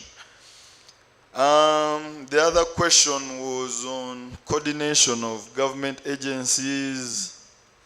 I wish that one of our bosses here can answer that one. I think for now, that's all. Is there any I've left out? No, actually, we are running out of time. Thank you very much, the panel, but I'm going to give each panelist 1 minute for a parting shot. Let me start with you. Okay, let me start with Mr. Irumba. Maybe I use 1 minute. In less than a minute. To request you, less than a minute, to request you to ask our head of secretariat and our friends from DT Global to answer something on the 2019 versus... They are going to come in to answer. And social spending. They are going to do that. But for me, I use my half a minute to respond to James. By the way, thank you very much for asking that question. Measurement of petroleum is the critical activity during the production of petroleum in the field. What we have done is to ensure that it is taken seriously by putting in place a dedicated legislation. But of course, at secondary level, a regulation that was issued by the minister that spells out the specifications of the metering instruments you have to use, the routine things like calibration and maintenance, because if you don't maintain those meters, you are going to have serious errors. Now, in terms of monitoring, we have 24-hour monitors in the field from the Petroleum Authority of Uganda. But in addition to that, the authority is establishing a real-time monitoring center, which will be interfaced with all facilities in the field, including flow meters, so that whatever they are producing, you are able to see it in real time and take note. Now, they are required to report daily in terms of volumes produced, and then we are able to reconcile what they are reporting with what we have observed, both through our monitors in the field and through the real-time monitoring center in Entebbe. Thank you very much. Thank you very much, Mr. Irumba. JB? Thank you very much, Madam Coordinator. Mine goes to the members of Parliament present. We belong to a section that you represent in Parliament, the artisanals and small-scale miners. And we are aware you have passed many programs to support the farmers, to support the fishermen, and name it. How, I think it is possible also to initiate a government program to support the miners, because we have all understood and we believe that the artisanals and small-scale miners, if properly managed, can change the economy of this country. There is something we are not tapping as government, I think. We need Parliament to come up with a special program that can finance, support these native miners we are representing here. Like you have done it in agriculture, there is a lot of money you have put in ads, you have a lot of money you have put where, and now you are adding PDM to those guys who are not working hard like we are working hard. So let's have a program that is designed specifically to support the miners, the native miners that you represent in Parliament. Thank you very much, JB. Winnie? For me, is to congratulate the country on the second report, and also to acknowledge that the Ministry of Finance has done a good job in steering the process, and also to congratulate my fellow MSG members on the work, on the job well done, but also to call that if we can use EITI as a process that will help us have a shared vision for our very rich country and understand the kind of resources that we have, understand the kind of investors that we have, we give them a win-win, but also we make sure that money goes to where it is supposed to go. At the end of the day, if a woman is able to give birth in a maternity ward that has mama kit and the mattress is there and the nurse is there and the child is going to school and matoke can be transported on good roads, that is what we want. We want to see that our gold, our oil, our gas, and all the other 26 minerals are changing lives. And we can only do that once we are on the table from this boardroom to the communities, especially the host communities where these natural resources are coming from. Thank you. Thank you very much, Winnie. Jennifer? Yeah, I agree 1,000,000% with what Winnie just said. I just wanted to add, I'm a firm believer if the more power you have, the greater responsibility you have. We all have power in our own spheres. I think we've been empowered with knowledge today. So now I feel that we have a great responsibility to go forward to implement the recommendations, but to do what we can wherever we are, whether it's communication, taking this to the grassroots level as we move forward, and then we can really see extractives become a real engine for economic development and transformation. Thank you very much, Jennifer. David? Mine is a call to every one of us. Now that you have seen this report, we are going to share it. We have shared the link of this report on the EITI Secretariat website. I call upon everyone here to be part of the dissemination of this report. Please share it with as many people as you can. Thank you. Thank you very much. Let's appreciate the panel. But before you leave, there were two questions. And Mr. Maraj is going to come here and answer those two questions. Thank you very much.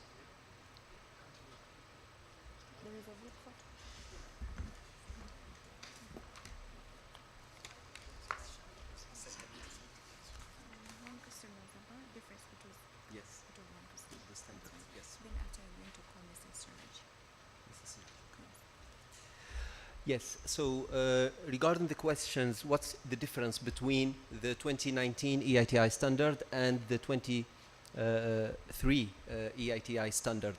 So basically the structure of the principles and the requirements is the same, but there are new provisions in order to promote some areas regarding the gender, for instance. So there are more emphasis on the information EITI data that should be disaggregated and in considering the gender, and also in defining the gender. There is an entire, in fact, guidance from the International Secretariat regarding the gender. It goes beyond having men and women. It goes to minorities, tribes, ethnic in some other countries that are, or people with incapacity. So there are more emphasis on this area. Also, there are new provisions in order to address what we call the anti-corruption. And the idea is for countries and companies to use EITI as a platform in order to identify and even address some risks related to corruption. Also, there are some provisions regarding the disclosure of the costs on projects. As you may be aware of, oil and gas companies, for instance, do spend a lot of money, even at the exploration stage. And once we find oil, of course, the government would take part of these costs and bear these costs. So there are new provisions in order for these reports to be, even the audited costs even, to be publicly available, or a resume, or how to call a summary of it. Also, there are new, I cannot, of course, go through all the differences, but these are some snapshots, of course. Also, there are new provisions about the energy transitions. And the idea is to document and to public the impact of the energy transition, and even on the revenues expected in different markets when we consider the energy transition. It goes to the greenhouse emissions and carbon credits. So these are aspects that are considered in the new standard. I hope I try to answer the question to some extent. Thank you.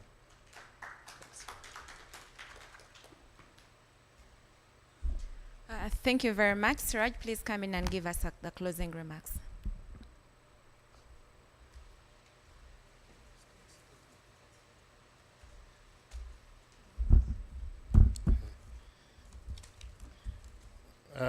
Thank you so much.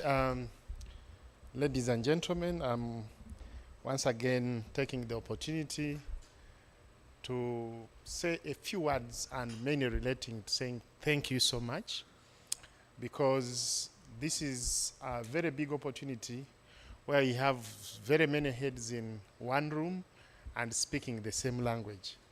So I want to take my sincere appreciation to, first of all, our stakeholder group members who have been in the kitchen for all this for now 2 years running, and voluntarily, technically, and without a doubt, they are able to produce this good work.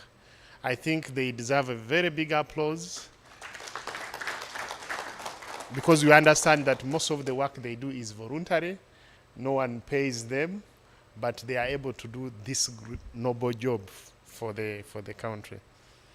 I also want to thank our technical wing, the independent administrators, who have been in charge of putting together the figures, reconciling, and compiling, and making sure that the report is in the shape that it can be consumed by all of us, and we are able to make meaning out of it. Your effort, your resilience, and hard work is something that we cannot underestimate, and we are glad that you are part of this process. Allow me to thank our honorable ministers who graced this occasion. Indeed, we don't take their time here for granted, because really, if they didn't come, then it would not be as colorful as it has been. We really thank them for having made time to make sure that this launch of the second EITI report is really good. Members of Parliament, they have done us proud today, and even with the commitments, a few of them that have come through, it makes me feel that we shall hit the ground running, especially in getting we have been grappling with challenges of getting our secretariat resourced quite enough to make sure that all the activities are implemented very well. So with some of the commitments coming through we are sure that we are going to move together as a group. We also don't take for granted the senior government officials who are in this room, because as you have already noted, EITI is a collaborative arrangement where each and every agency plays the role. And therefore it cannot be only Ministry of Energy or Ministry of Finance. It's a number of agencies. You have had, URA is playing a very big role, URSB playing their roles, the other agencies, UNOC, all those contribute, and all this information you see here is a collaborative effort from different agencies. So we can't thank you enough. We know with this process, it is like a budget process. We have already launching a second report, but the third report has already started. So we are going to come back again and again to make sure that we don't remove our feet from the pedal. The civil society colleagues who normally, I belong to that constituency, who normally ask the hard questions are always also keeping us in check. I think their participation is something we also applaud. And in some cases, actually, they come in with resources to make sure that we support this initiative to make sure that we get the best out of it. Then our industry players, they have been a pillar because the scrutiny is on them. You know how much people don't want to be accountable, how much people don't want to be transparent. But to this far that they're able to cooperate, give the information, give timely submission of the reporting templates, and be able to answer questions back and forth, and we get a report in the time schedule, then that's something that is also commendable. So we think that if we move in this same manner throughout the third report, we should be able to have things going. The media has also been with us for a long time. They report accurately, they are always trying to shine light to the citizens, because one of the greatest pillars of the EITI is to make sure that the communities, the society is able to understand, get the information, and elicit debate, and be able to ask questions to their leaders. So if that one is not supported by media to relay the information to the masses, then the whole process defeats the purpose. So it is important that the media is also applauded in that respect. I also want to applaud in greater measure our development partners, specifically the European Union and other development partners who have made our existence here possible, and also the production of the reports and the EITI process possible. Yes. Yes, they have been a pillar, and now that we are getting commitments, don't leave us and say that people are going to support us. You first see that these commitments have come through before you run away. Otherwise, we still want you to support us and get us to the level that we are self-reliant. So allow me conclude by saying that this is a process that is really rolling. It's a rolling basis because every year the report has to come. And we know that there is also an important process that is coming in October to November around. That's the validation process. And some of you may be in one way or another involved. So when that process comes, where the international EITI is validating our EITI process and how we are complying to the standard, then I'm sure once they reach out to you with the information you have gathered and the participation you have had in so many years, then you should be able to give the accurate and factual information that will support the validation. We know that, again, the EITI functioning is a kind of a tripartite where we have civil society, government, and and the industry. And funding for those constituencies becomes very critical to do their participation. That's why we think that funding the secretariat is very important, but also we think that development partners should also think about funding civil society organizations, because they are the ones who tie the loose ends, especially when it comes to strict oversight and transparency. Those hard questions may not come in if the civil society are not equally funded to undertake EITI implementation activities. So I would also pass that the development partners would think about how we can strengthen funding for civil society to ensure that there is more oversight. Lastly, I want to respond to the question of the new EITI standard. The new EITI standard of 2023 is the current standard that we should be using after it was launched in June this year. But one of the key highlights, the difference is that there is not a big difference, but there are some additions that came into the new standard which were not in the old standard. But partly to answer is that environmental and social reporting has been in the old standard. So if you read the report, we have been doing a social and environmental expenditure reporting. That one is there. But what is coming in the new standard in excess of that is to report more on the energy transition, climate change, and then now cost recoverable. The recoverable costs. Those were never in the old standard. So I'm sure we are going to work more with the Auditor General in this round of reporting to ensure that a correct version of how much have we been able to spend already that we are going to pay back, that we are going to pay back in a way of exploring and producing our oil is something that would be of interest to communities and citizens of Uganda.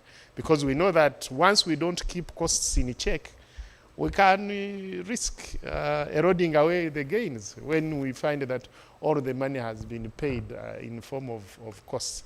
So we are lucky that the EITI is also bringing that on board, and we should be able to pay attention. And one thing that we have been thinking also is to how we can also improve on, yes, money has come in. Yes, very important. We are seeing so much money, 2 billion of money. By the extent of how much is being utilized, how are we spending that money? Are we spending it equitably? Are we spending it to benefit the citizens in an inclusive way? That's something also as civil society would also interest us, because it's not about money coming in, but the extent to which we utilize it should also be something that we are able to report, and people should be happy. Thank you so much. May God bless you. Thank you. Let's also clap for our panelists. Thank you. Yes, so this is the end of the launch of the report. The full report can be found on the website. You've seen the link projected over there. The dummy report is still available for those who may need to take a few photos so that you let the world know that the report has been launched.